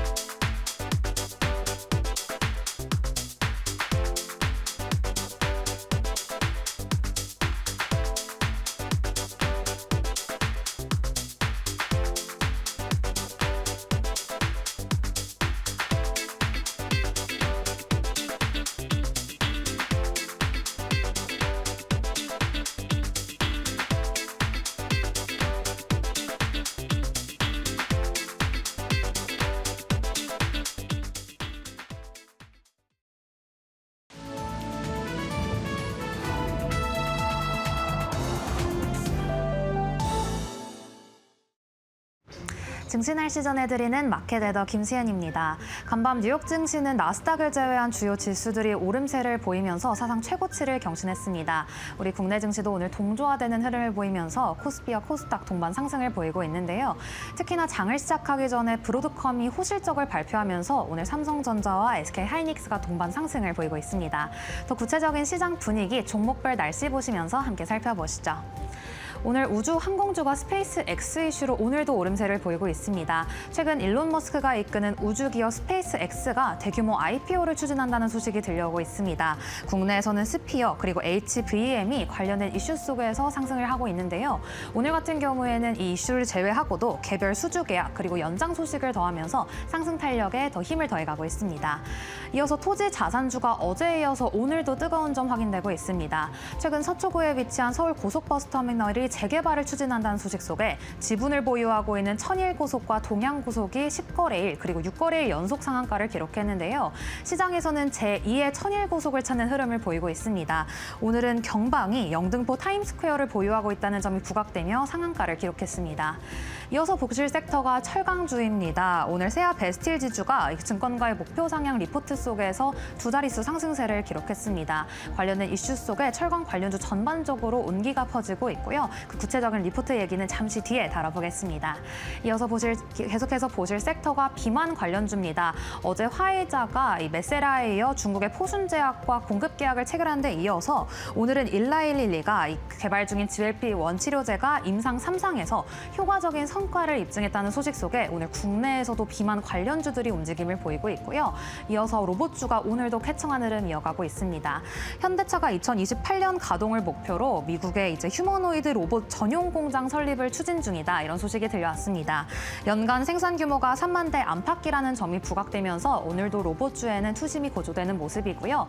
전선주 같은 경우도 오늘 햇살 받아가고 있습니다. 최근 구리 가격이 역대 최고치를 경신을 했는데요. 그 가운데 전선주의 실적이 개선될 것이라는 전망이 나오고 있습니다. 계속해서 오늘 주목해봐야 할 증권사의 리포트들도 하나씩 살펴보시죠. 오늘 LG입니다. 오늘 BNK 투자증권에서 LG의 목표 주가를 93,000원에서 105,000원으로 높여 잡혔습니다. LG의 광화문 빌딩 매각으로 현금을 확보해서 주주가치 재고 여력이 커졌다는 게 그 분석이었고요. 이어 세아 베스틸 지주가 오늘 이 증권사의 리포트를 소화하면서 주가가 두 자릿수 상승세 뜨겁습니다. 오늘 증권가에서는 미국 텍사스주에 건설 중인 특수화품 공장 완공이 임박했다며 목표가를 30% 가까이 대폭 상향 조정했습니다. 오늘 HL 만도 같은 경우에는 증권가에서 엇갈린 시각이 나오고 있습니다. 대부분의 증권가에서는 내년도에도 로봇 모멘텀이 지속될 것이라며 목표가를 상향 조정했지만요. 오늘 한국투자증권에서는 기대감이 선방영돼 있다며 투자 의견을 매수해서 중립으로 하향 조정했습니다. 이어서 오늘 특징적인 종목들 날씨도 함께 살펴보시죠. 오늘 삼성화재는 어제 미스터리급 등분을 반납하면서 주가에 비가 내리고 있습니다. 어제 장을 마감하기 직전에 주가가 갑작스레 28% 넘게 상한가에 근접하는 흐름 보였는데요. 오늘 정규장까지 들어오면서 어제 상승분을 반납하고 있고요. 알테오젠 같은 경우에는 할로자임이 머크에 이어서 알테오젠의 미국 특허 무효 심판을 청구했다는 소식 속에 오늘 주가에는 비가 내리고 있습니다. 이상 12월 12일 증시 날씨 전해드렸습니다.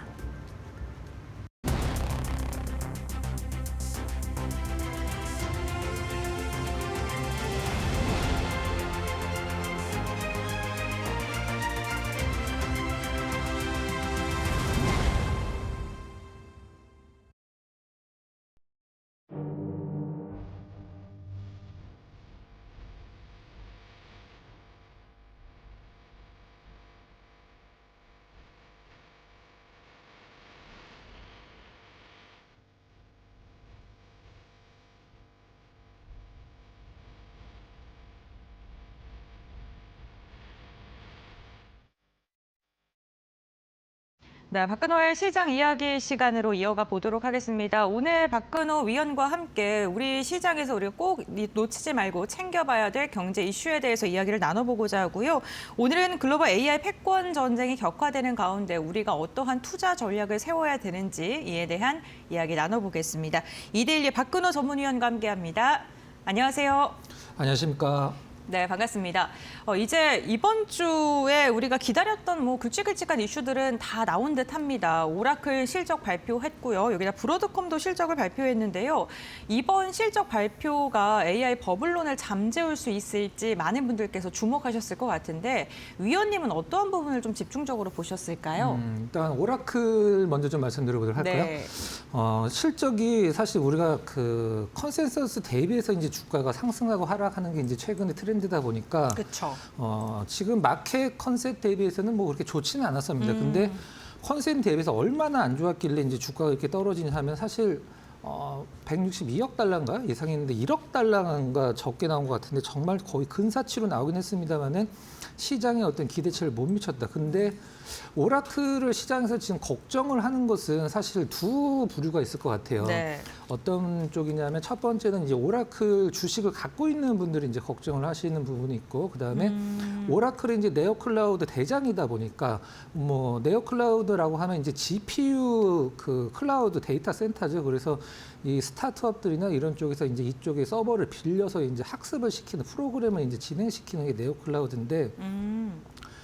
만약에 오라클이 실적이 시장에서 기대치보다 안 나오고 굉장히 시장에서 위험 신호가 나온다라고 하면은 그 밑에 있는 우리들이 이제 여러분들이 많이 알고 계시는 뭐 코어위브나 이제 네비우스 같은 기업들은 정말로 너무 힘들어지겠죠. 그래서 제가 봤을 때는 오라클을 걱정을 할 필요는 없을 것 같습니다. 그 버블롤이나 주가로 봤을 때도 일단은 시장에서 이런 거죠. 니네 이렇게 돈을 너무 많이 쓰고 있는데 도대체 언제서부터 돈을 벌 거야? 라고 얘기를 하고 있는데 이런 뭐 오라클을 성장주라고 하긴 좀 약간 힘들 수도 있긴 하지만 이 AI 자체는 이제 성장한 산업이다 보니까 이런 특징이 있어요. 이제 성장하는 것은 어떤 거냐면 매출은 엄청나게 늘어나지만 영업이익은 안 나와도 전혀 상관이 없습니다. 왜 그러냐면 이 투자하는 돈도 많이 들고 매출은 이제 성장하는 산업과 같이 가는데 이걸 회수하는 데까지는 시간이 굉장히 많이 걸리기 때문에 오라클의 실적은 시장에서 걱정할 필요가 없고, 그리고 그 전서부터 오라클은 계속적으로 좀 약간 하방을 잡고 있었던 상황이었었고요.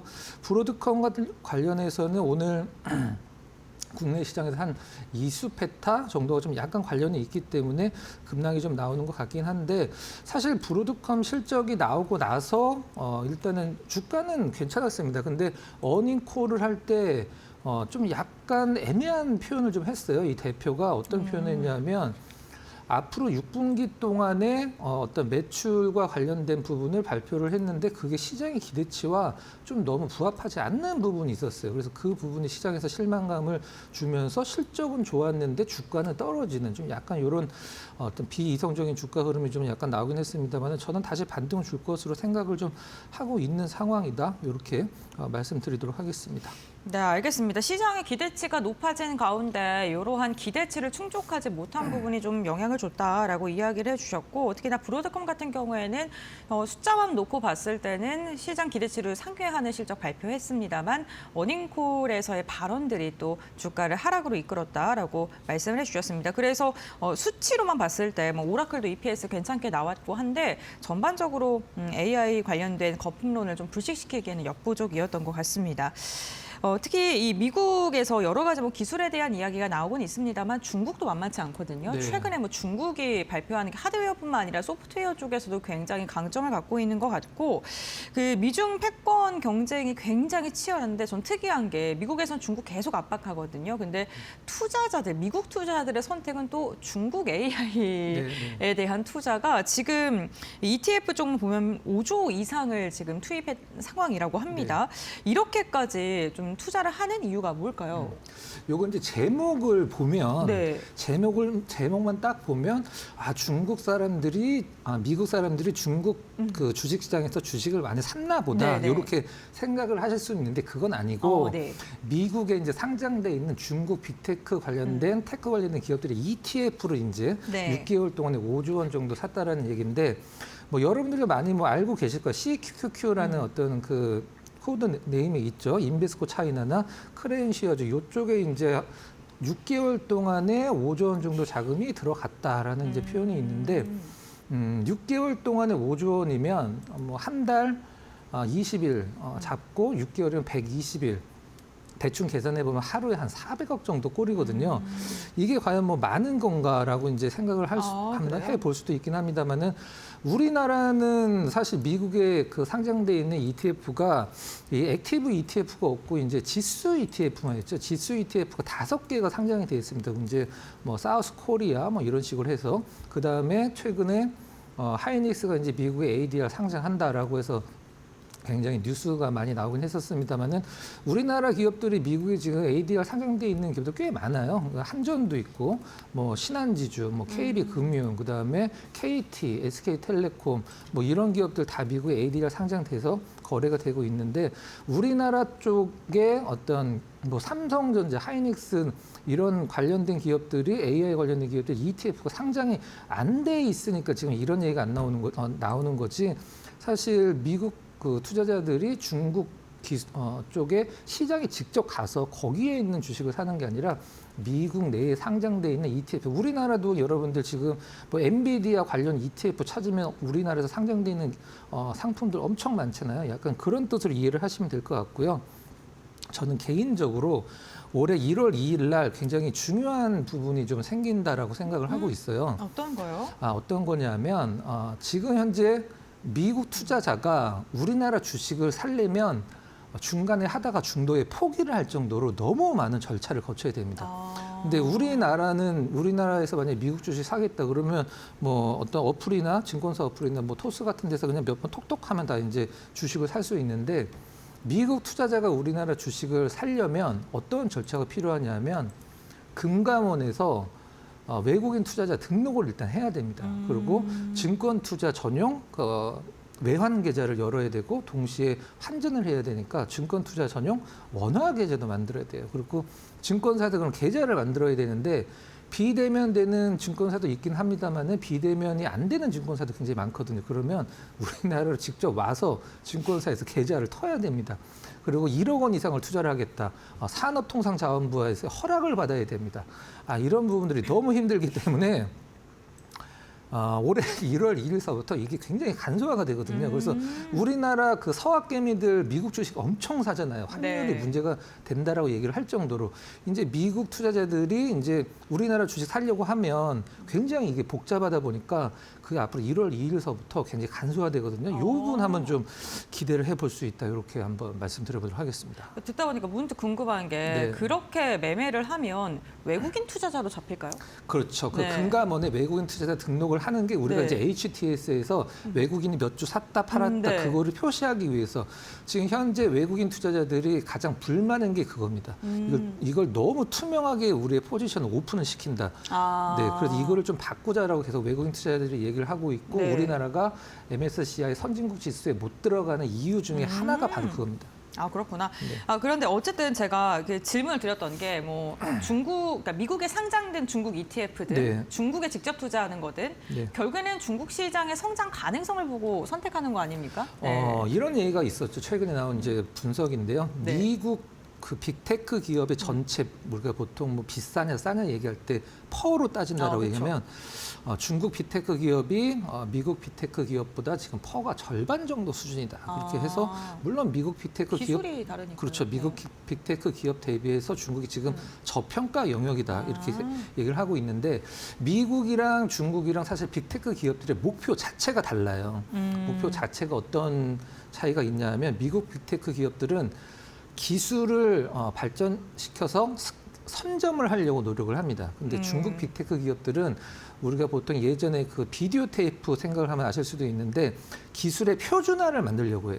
기술의 표준화. 그러니까 예전에 비디오 테이프가 두 가지 종류가 있었거든요. 근데 VHS가 살아남았는데 어떤 식으로든 중국은 이제 정부 지원을 받아서 일단 가장 싸게 좀 공급을 하면서 먼저 그 시장을 선점한다라는 노력을 하고 있고 미국은 이제 기술을 선점한다라는 목표. 그게 두 나라 빅테크 기업의 가장 큰 차이라고 보시면 될 것 같아요. 중국의 시장 선점에 대한 노력이 계속해서 이어질수록 기술의 발전도 빠르게 진행될 수밖에 없을 듯한데 그렇게 됐을 때 우리나라 기업들에게 영향도 무시할 수 없을 것 같거든요. 일단 23년도에 우리나라 반도체 전체 수출액이 거의 50% 정도가 중국이었었거든요. 근데 작년 말서부터 제가 마지막으로 정보를 봤을 때는 지금 30% 초중반까지 떨어졌어요. 많이 줄었네요. 네. 이제 그 얘기는 만약에 뭐 어떤 물량이 다른 쪽에 더 많이 수출을 하기 위해서 혹은 미국 쪽의 제재 때문에 이런 것들이라고 한다라고 하면 저는 크게 문제시 되지 않는다라고 생각을 하는데 실질적으로 중국 정부에서 이제 중국은 이제 뭐 반도체나 이런 AI 칩 같은 걸 만들었을 때 그 기업들한테도 엄청난 지원을 해주지만 자국의 칩이나 반도체를 샀을 때도 그 사는 쪽에도 지원을 해주기 때문에 이 반도체 산업이 사실 엄청나게 성장을 하고 있긴 합니다만은 화웨이나 지금 이제 캠브리콘 같은 데서 만드는 AI 칩을 예를 들면 AI 칩이 왜 중요하냐면 AI 칩은 반도체의 종합 선물 세트라고 보셔도 돼요. 일단 설계도 가장 중요하고 그다음에 메모리도 들어가고요. 패키징도 들어가고 반도체 전반적인 공정도 들어가고 이 모든 반도체와 관련된 게 종합 선물 세트가 AI 칩인데 이 부분을 이제 중국이 뭐 홀로서기 독자적으로 기술을 뭐 개발했다라고 얘기를 하긴 합니다만은 아직까지는 이제 화웨이 칩을 열어봤더니 안에 뭐 TSMC 다이가 들어있고 뭐 삼성전자, 뭐 하이닉스, HBM이 들어있다 이런 얘기 발표된 지 오래되긴 했었습니다만은 궁극적으로는 저는 그 디스플레이 산업의 전철을 절대 밟지 말아야 된다라고 생각을 하고 있거든요. 이제 우리나라 이제 디스플레이 산업 뭐 사실 LCD는 거의 뭐 끝났죠. 우리나라에서 이제 삼성전자, 어떤 LG전자에서 파는 LED TV라고 얘기하는 LCD 화면이 들어가는 부분은 전부 다 100% 중국산 패널입니다. 삼성이랑 LG는 만들지는 않기 때문에. 근데 이런 것들이 지금 현재 중국 같은 경우는 삼성전자 LSI 부서, 설계 부서가 하는 이런 설계 능력은 우리나라보다 5년 더 앞서가고 있다라는 평가를 받고 있거든요. 지금 모든 면에서 장비만 이제 들어갈 수 있다라고 하면 중국의 반도체 기술이 한국을 넘어섰다는 부분은 이제 전문가들은 많이 얘기를 하고 있긴 합니다만은 이제 우리나라가 얼마나 여서 이제 좀 더 앞서가려고 노력을 하느냐 이 부분이 중요하긴 하겠습니다만 메모리 쪽에서는 상당히 많은 어떤 위협이 되고 있는 것은 뭐 팩트라고 보시면 될 것 같습니다. 네, 알겠습니다. 최근에 금이랑 구리 가격이 동반인 강세를 좀 보이고 있는 모습인데요. 사실 구리 가격 상승 같은 경우에는 전력 설비라든가 어쨌든 전방 산업과도 영향이 있는 그러한 원자재이기 때문에 많은 분들이 주목하고 계실 듯합니다. 이렇게 구리 가격이 상승하는 상황에서 전력 설비라든가 신재생에너지, 케이블 관련된 산업들은 어떤 영향을 받을까요? 네. 우리가 지금 이 네. 구리, 뭐 데이터 센터, 전선주 이런 얘기를 하잖아요. 근데 맞아요. 제 앞서서 좀 약간 다른 얘기를 한번 말씀드려보도록 하겠습니다. 우리가 삼성전자 내년에 실적 얼마 나올 거다라고 대부분은 다 알고 있잖아요. 그렇죠. 다 알고 있죠. 그럼 그 내년에 좋은 실적이 내년에 주가가 올라갈까요? 아니면 우리가 그거를 시장에서 알려진 상태에서 그 내년에 이제 좋은 실적이 지금 현재의 주가에 포함이 될까? 이걸 우리가 한번 생각을 해봐야 되는데 물론 뭐 구리라는 것은 여러분들 뭐 다 아시겠지만 닥터코퍼라고 불리울 정도로 이제 경기에 대해서 굉장히 민감한 바로미터죠. 근데 뭐 데이터 센터라든가 아니면 여러 가지 부분에서 지금 구리 가격은 구리 가격이 너무 좋은데 실질적으로 이 전선주들은 올라가고 있는데 원래 구리 가격 가장 먼저 영향받는 게 이제 풍산이거든요. 네. 근데 풍산 주가는 최근에 거의 움직임이 좀 없는 상황이긴 한데 지금 몇몇 개 전선 관련주들 그다음에 뭐 전선과 띄울 수 없는 게 또 이 뭐 전력기기, 변압기 이런 부분이잖아요. 그래서 그런 관련주들은 아직은 조금 뭐 시장에서 조정은 주긴 합니다만 윗방향을 조금 더 열어둘 필요성은 충분히 있다. 이렇게 저는 보고 있다. 이렇게 말씀드리도록 하겠습니다. 네, 알겠습니다. 전력 설비, 전력 기기 관련된 기업들 아직 좀 상방을 더 열어둬야 된다라고 이야기를 해주셨고요. 전력 설비와 함께 최근에 또 주목받고 있는데 원전 관련된 기업들인 것 같습니다. 뭐 젠슨항도 AI에 중요한 게 원전이다 이런 이야기도 하고 트럼프에서도 원전 발언이 나오면서 그 이후에 관련된 기업들에 좀 반응이 나오고 있는 것 같은데요. 국내에서 좀 주목해 볼 만한 종목들이 있을까요? 네. 뭐 너무나 뭐 유명한 종목 뭐 두산 에너빌리티나 아니면은 현대건설 그리고 오늘 주가 굉장히 좋은 BHI 이런 종목군들이 이제 관련주긴 한데 요것도 제가 잠깐 한번 좀 꽈도 될까요? 네. 네. 우리가 지금 미국이랑 우리나라랑 관세 협정이 끝난 이후로 시장에서 거의 노출되지 않는 단어가 두 개가 있습니다. 어떤 거죠? 마스가랑 마누가죠. 관세 협정을 하기 전까지는 협상 마무리가 되기 전까지는 마스가랑 마누가라는 단어가 정말 이 언론에 노출이 굉장히 많이 됐는데 협상이 끝난 뒤로는 마스가랑 마누가라는 단어가 거의 노출이 안 되고 있죠. 이건 어떻게 보면 좀 당연한 부분이긴 한데 일단 뭐 조선주들도 마찬가지고 어떤 원전주들도 마찬가지긴 합니다만은 이제 트럼프 대통령이 미국의 원전 8기를 짓겠다라고 해서 올렸다가 최근은 좀 약간 잠잠하긴 합니다만은 저는 지금 원전주만큼은 어떤 특정 한 종목을 콕 집어서 여러분들이 이제 어떤 액티브적인 투자를 하시기보다도 원전 ETF가 정말 너무 잘 되는 게 많습니다. 오늘도 만약에 두산 에너빌리티를 가지고 계신 분들은 좀 약간 느낌이 안 오실 수도 있는데 현대 건설을 갖고 계신 분들은 굉장히 좋은 시장이라고 느끼실 수도 있어요. 그래서 원전 ETF 중에 가장 많은 비중을 싣는 상품들이 다 다릅니다. 현대건설이 가장 높은 비중의 상품이 있고 두산 에너빌리티가 가장 높은 상품 비중을 가진 상품이 있는데 그중에서 여러분들의 어떤 성향에 맞는 종목군을 골라서 저는 원전주는 뭐 한 달, 두 달 말고 좀 약간 중장기 투자로 가시는 전략이 가장 좀 좋기 때문에 좀 약간 조급한 느낌을 성향을 갖고 계신 분들은 조금 약간 멀리 해야 될 섹터다라고 좀 말씀드리도록 하겠습니다. 네, 알겠습니다. 원전 관련된 기업들은 좀 중장기적인 접근 방법 유효하다라고 말씀을 해주셨습니다. 최근 시장을 보면요, 뚜렷한 주도주가 부재한 듯한 모습입니다. 뭐 바이오가 잘 갔다가 철강이 갔다가 뭐 자동차가 갔다가 네, 계속해서 반복이 되고 있는 상황인데 이렇게 주도주가 부재한 시장 속에서 위원님께서 좀 바라보고 계시는 섹터라든가 종목이 있다면 몇 가지 말씀해 주시죠. 저는 이제 로봇이 로봇이요? 많이 올랐지만 네. 앞으로 정말 크게 성장할 섹터 중에 1등은 로봇이라고 생각을 합니다. 근데 주가 이제 여러분들 그 전기차 관련돼서 에코프로가 과거에 2017년도에 5배가 올랐거든요. 네. 근데 2017년도에 길거리에 전기 자동차가 그렇게 많이 다니지는 않았어요.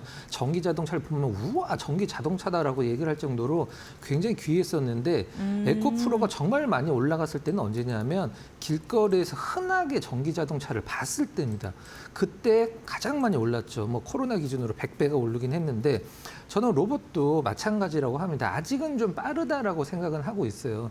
로봇이 앞으로 이제 엄청나게 성장할 수 있는 섹터 중에 저는 1등이라고 생각을 하지만 눈에 보일 때 사도 늦지는 않습니다. 어떻게 보면 가장 빠를 수도 있어요. 하지만 저는 과연 로봇 산업을 전 세계에서 누가 이끌 것인가를 여러분들이 조금만 생각을 해보시면 답이 나오고 있다고 생각을 하고 있는데 우리나라 로봇 기업들 뭐 굉장히 좋지만 일단 중국 관련된 어떤 로봇 기업들이 전 세계 중심이기 때문에 중국, 차이나, 휴머노이드 ETF를 조금씩 모아가는 전략을 저는 굉장히 좋은 전략으로 한번 제시를 해드리도록 하겠습니다.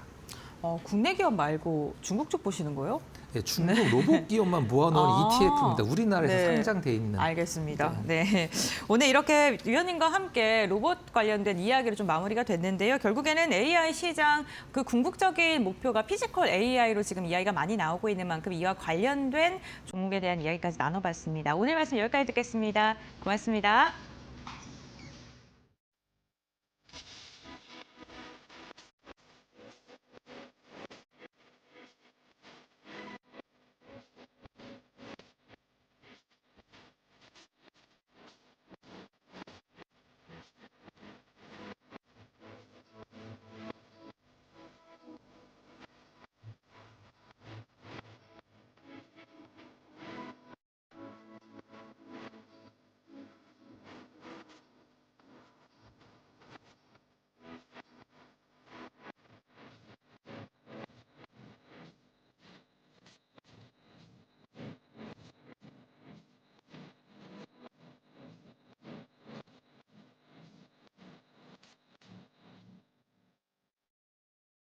컴퍼니 인사이드 두산 에너빌리티 편.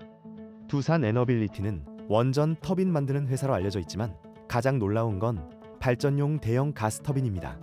이 괴물 엔진은 길이 약 10m, 무게 300톤에 달하며 만들 수 있는 나라는 미국, 독일 등 전 세계에서 단 5개국뿐인데요. 가스터빈은 발전소 하나를 돌리는 핵심 장치, 온도는 1500도 이상을 견뎌야 하고 부품은 2만 개가 넘는 괴물 엔진이죠. 예전엔 100% 해외 의존으로 막대한 외화 유출과 기술 종속을 감수해야 했지만 두산이 10년 넘게 벼랑 끝 투자를 감행한 끝에 국산화에 성공합니다.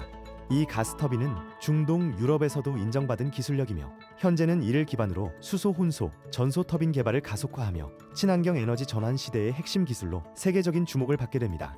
기술 종속의 굴레를 끊어낸 두산이라 가능한 기술인 셈. 전 세계 5나라만 만든다는 엔진을 한국 기술로 완성하고 이제는 미래 에너지까지 선도하는 회사. 두산 에너빌리티의 진짜 비하인드입니다.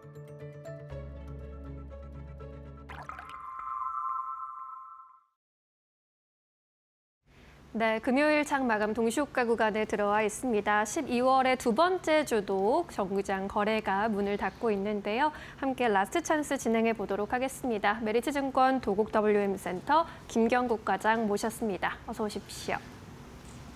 네, 오늘 시장 특징 좀 잡고 가보도록 할까요? 과장님께서는 어떤 부분 좀 주목해 보셨을까요? 네, 일단은 AI 밸류체인 안에 있는 이제 미국 증시에 상장되어 있는 회사들이 이제 견조한 실적 발표에도 불구하고 조금 안 좋은 모습을 보여줌에도 불구하고 오늘 우리나라 이제 반도체 탑2는 비교적 이제 견조한 모습으로 일단은 좀 견뎌가는 그런 모습 보여줬는데 오라클이 매출단이 조금 빠지는 모습 보여줬고요. 브로드컴은 시장의 컨센과 거의 비슷한 실적을 냈음에도 불구하고 이제 시간에서 조금 하락하는 그런 모습 보여주고 있는데 이런 모습들이 이제 AI 밸류체인 안에 있는 글로벌 종목들의 흐름도 사실은 이제 어느 정도는 기술적인 조정 구간에 기다리고 있는 것이 아닌가 시장은 좀 그렇게 생각하고 있는 것 같고요.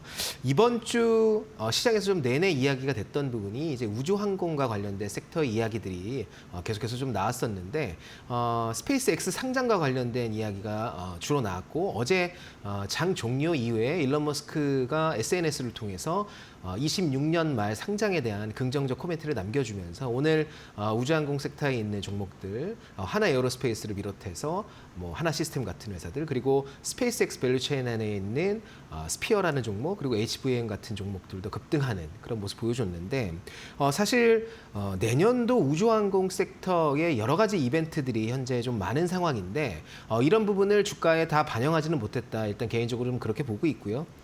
단기적으로는 과열되는 구간에 들어가는 것이 맞지만 중장기적, 좀 롱텀하게 봤을 때는 내년도 모멘텀들을 반영할 여력이 아직도 좀 남아있다 그렇게 좀 보고 있는데 일단 미국 정부의 달 탐사 프로그램인 아르티미스 미션이 일단 내년 3월부터 이제 시작할 예정에 있고요.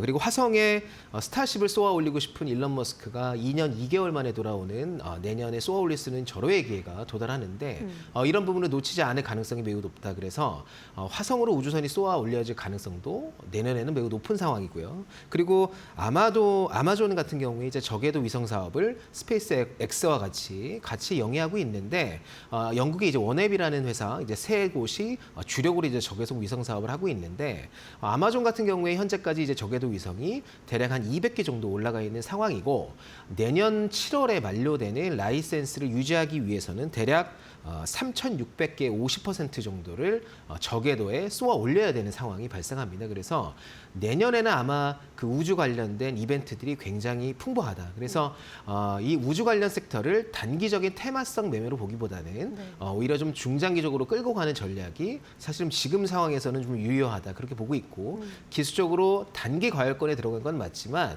롱텀하게 보자면 기술적으로 올해 초에 급등이 나왔다가 오랜 기간 동안 좀 하락하는 모습. 그중에서도 HVM 같은 회사들은 3분기 실적에 대한 기대감이 좀 있었는데 서산 2공장이 이제 지연 운영되면서 4분기 실적이 좀 쏠려 있는 상황입니다. 그래서 내년도 4분기 실적을 확인한다면 HVM 같은 회사들은 이제 우주항공 관련된 섹터에서도 좀 실적으로 이익을 낼 수 있는 실제로 스페이스 X로부터 물량을 받아서 이익으로 전환할 수 있는 그런 종목들이기 때문에 스피어라든지 HVM 같은 회사들은 조금 롱텀한 시점으로 바라보는 게 바람직하지 않을까 그렇게 보고 있고요.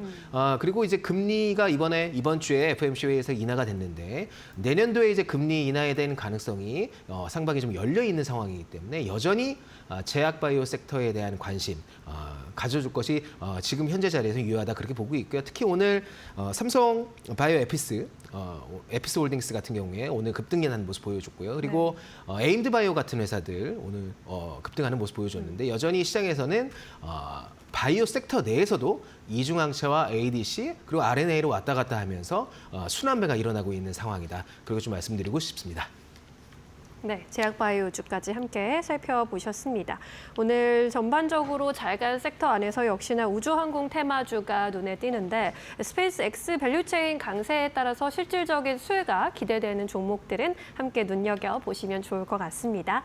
자, 코스피 지수는 현재 구간에서 1%대 강세 마감 기다리고 있습니다. 4,163포인트까지 올라와 있고요. 코스닥의 경우에도 강보합권 마감 예상되고 있습니다. 939포인트 지나갑니다. 코스피 200도 1.3%대 강한 모습 보여주고 있습니다. 오늘 코스피 지수 상승 출발한 이후로 탄력 좀 유지해줬고요. 기관이 매수 주체로 나서줬습니다. 1조 4천억 원의 매수 우위 집계되고 있고요. 반면 개인이 물량 좀 많이 덜어냈네요. 1조 3천억 원대 매도 우위입니다. 오늘 코스닥에서는 외국인과 기관의 동반 순매수세 확인이 됐습니다. 외국인이 1,800억 원대 매수 우위로 집계되고 있습니다. 개인은 코스닥 시장에서 팔자세를 유지했습니다. 오늘 유가증권 시장에서의 흐름 살펴보시면요. 시가총액 상위 종목 안에서 삼성전자, SK하이닉스 나란히 1%대 강세 마감 예상되고 있고요. LG 엔솔이 하락 전환한 가운데 삼성바이오로직스 1.4%대 오름세로 마감 기다리고 있습니다. 오늘 현대차, 두산에너빌리티, HD현대중공업까지 시총 상위 종목들 일제히 빨간불 켜고 있습니다. 우리 시장 마감합니다.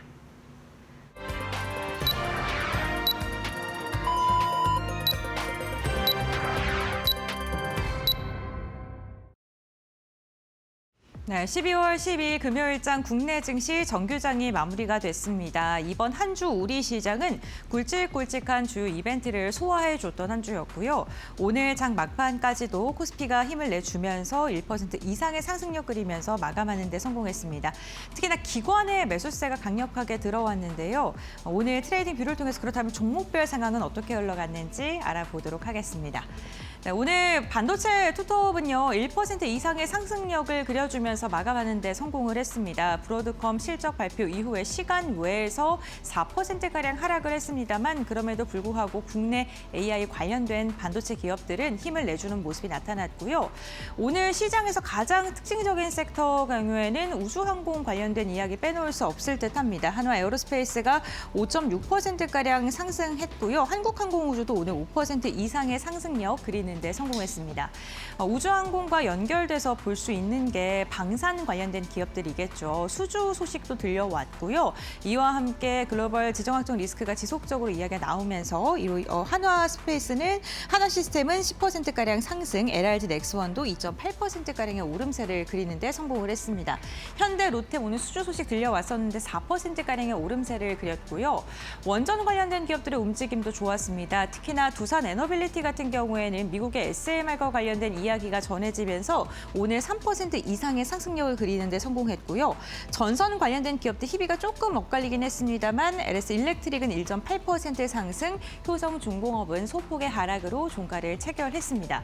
오늘 금융 지주사들 전반적으로 좋았고요. 삼성화재의 변동성이 굉장히 컸습니다. 어제 삼성화재가 동시호가 상황 속에서 급격하게 강세를 보였었는데 이게 내마녀의 날을 맞이해서 손바뀜 현상이 나타난 게 아니냐라는 그러한 리밸런싱의 영향이 아니냐라는 이야기가 나왔었는데 오늘은 매도 물량이 상승폭만큼 나오면서 22%가량 하락을 했고요.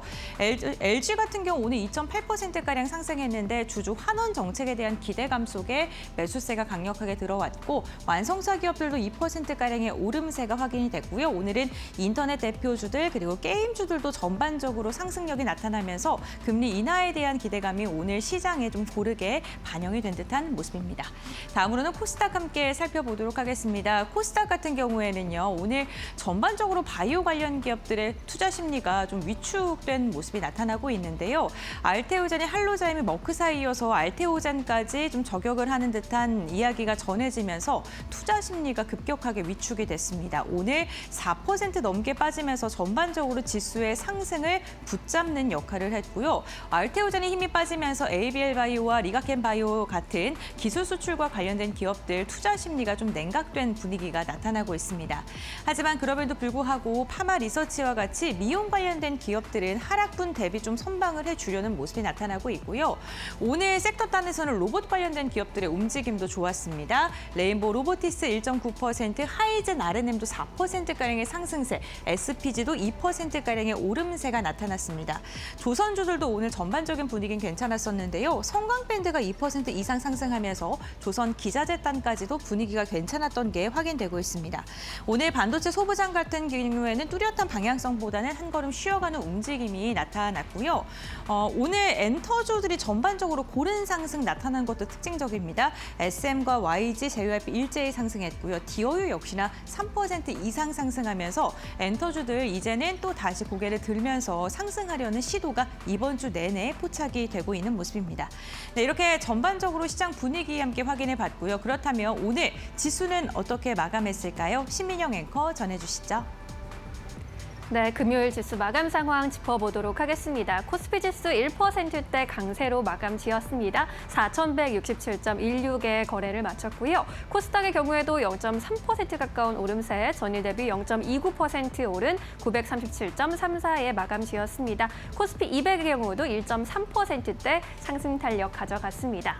오늘 코스피 지수는 상승 출발한 이후로 오후장 들어가면서 상승력을 더하려는 모습 나타났고요. 장중 한때 4,168포인트까지 고점을 높이기도 했습니다. 결국 고점 부근에서 마감 짓는 데 성공했습니다.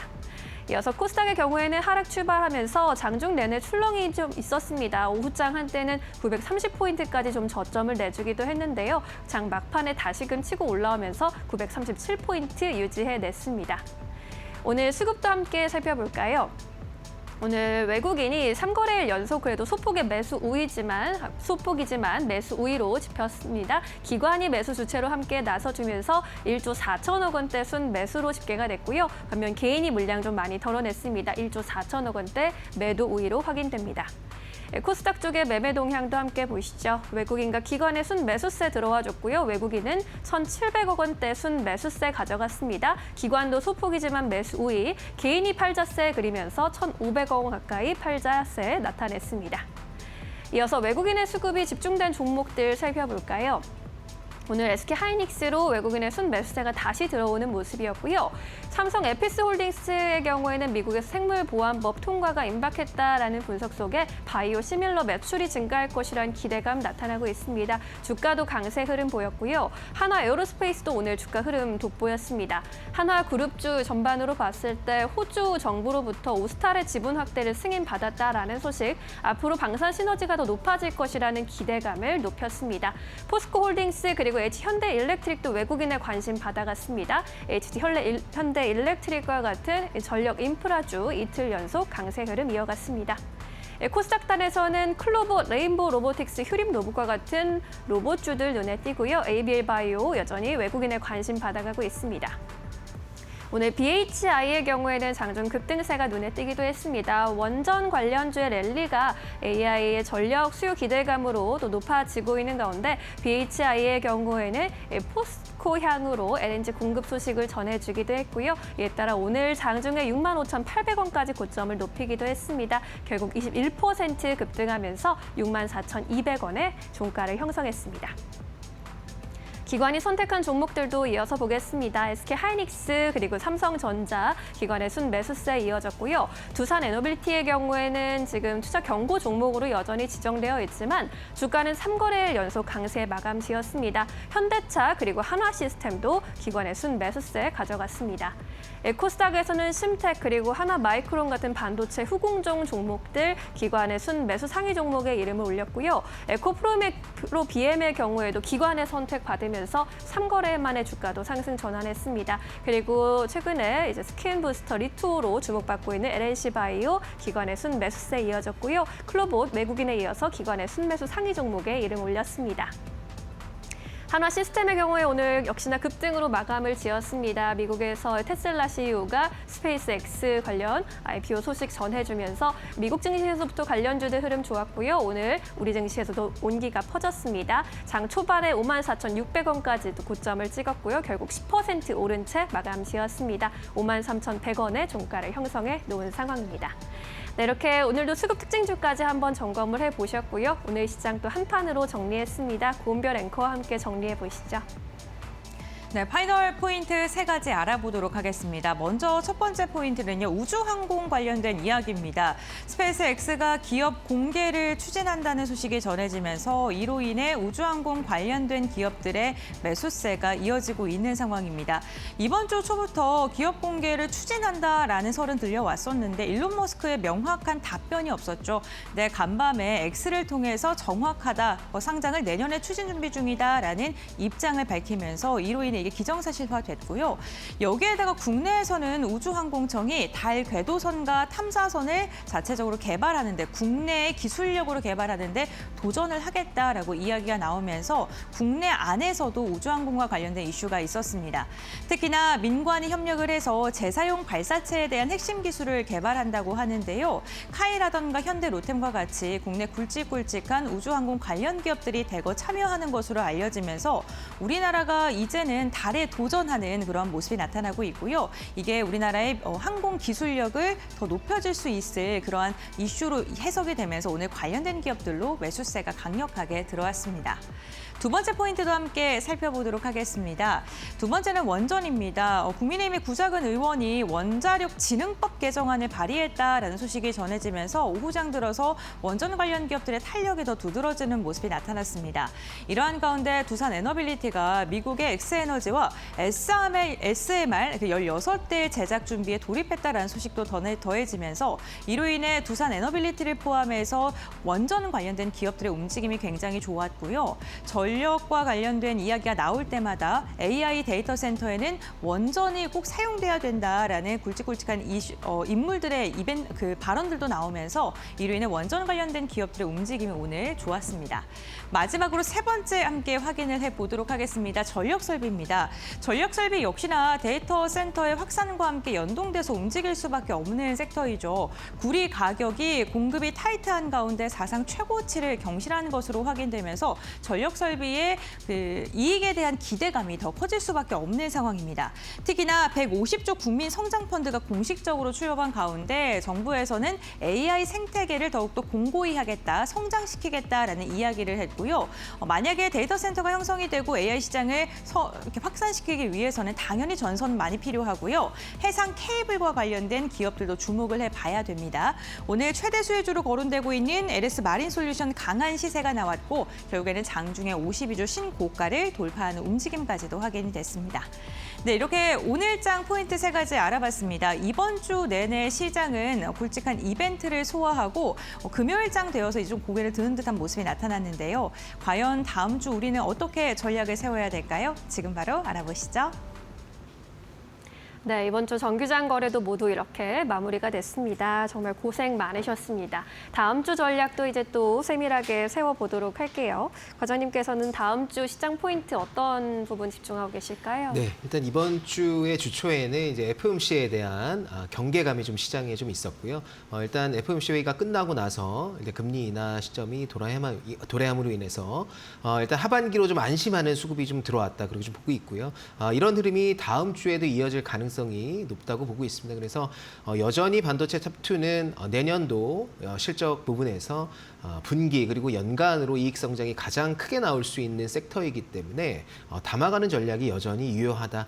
지금 주가 수준이 밸류에이션상으로 그렇게 높지 않은 주가 수준이기 때문에 어느 정도 포트의 일정 부분 반도체 탑2는 담아가는 전략이 유효하고요. 오늘 좀 두드러지게 좀 상승이 나온 섹터가 이제 원전 섹터인데 두산에너빌리티가 미국의 SMR 개발사인 엑스에너지 관련된 이야기가 좀 나왔습니다. 그 예약 수주에 대한 이야기가 있었는데 계속해서 시장에서 나오고 있는 얘기는 이제 체코 수주와 관련된 이야기도 계속해서 좀 나왔었고 SMR과 관련된 수주가 임박했다. 그러니까 예약 수주를 넘어서 본계약이 임박했다는 이야기가 계속해서 좀 나오고 있는 상황이기 때문에 원전 관련 섹터에 굉장히 좀 긍정적인 센티로 작용을 하지 않을까 좀 그렇게 보고 있고요. 네. 오늘 나온 얘기를 좀 보자면 투산 에너빌리티의 이제 핵심 부품이 엑스에너지에 공급된다는 이야기인데 사실 SMR 사업을 영위함에 있어서 엑스에너지라든지 뉴스케일 파워 같은 회사들이 직접적으로 지속적으로 이런 사업을 영위하기는 매우 어렵다. 그래서 한국의 원전 업체들과 함께 사업을 진행해야 되는 것이 필수적이기 때문에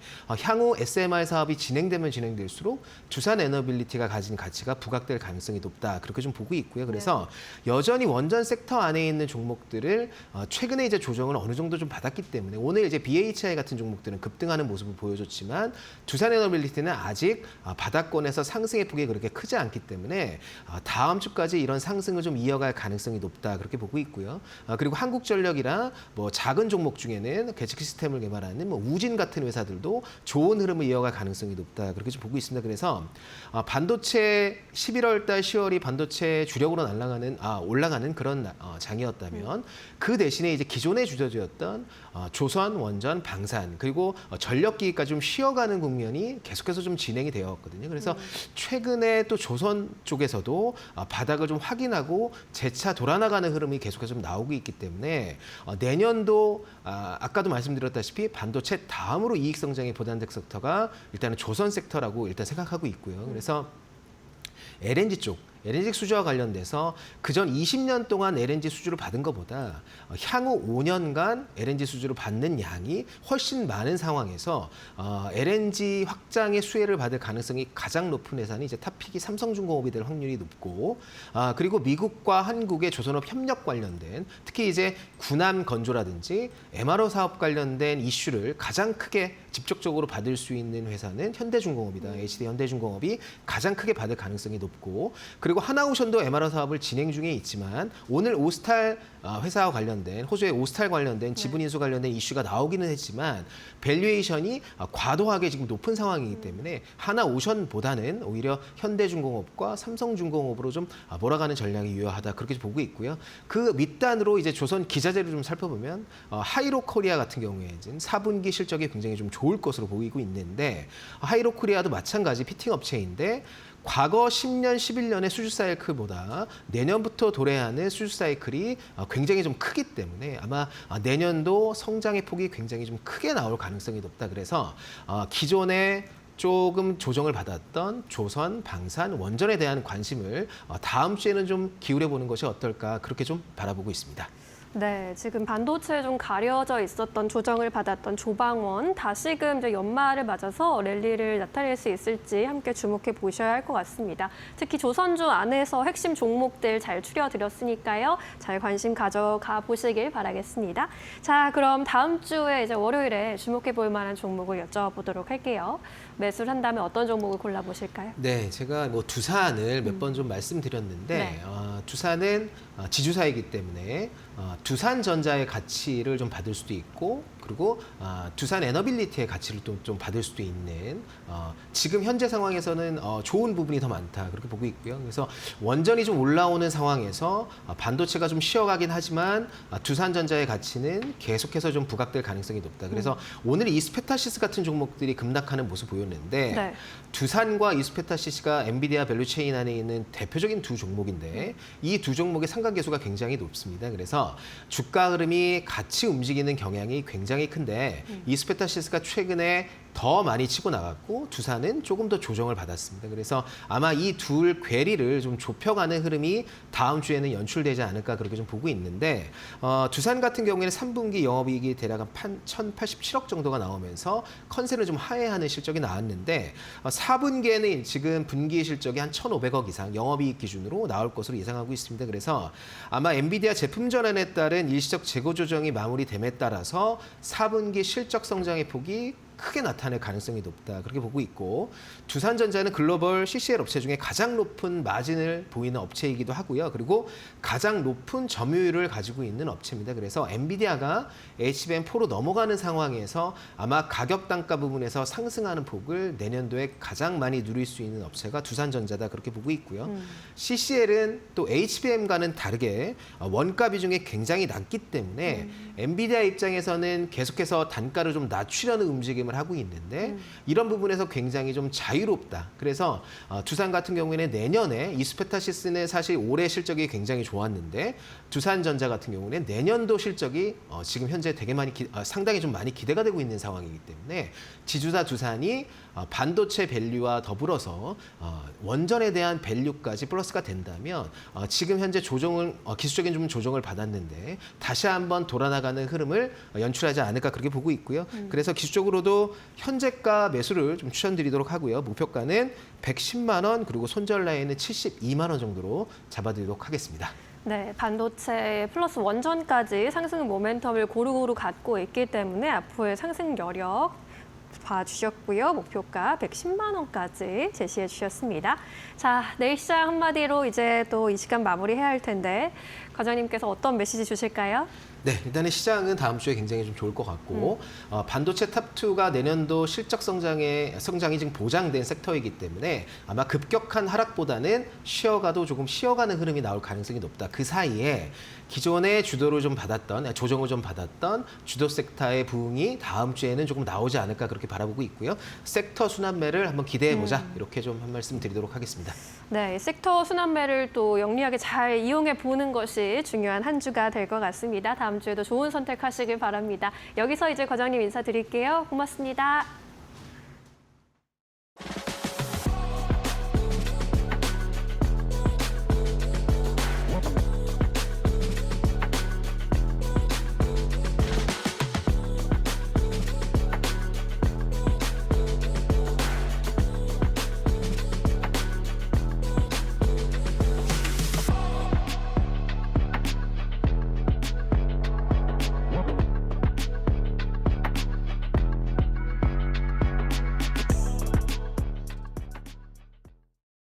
네, 오늘 저희가 준비한 소식은 여기까지입니다. 다음 주 월요일에 더 유용한 정보와 함께 돌아오겠습니다. 함께해 주신 여러분 고맙습니다. 마감은 언제나 파이널 샷.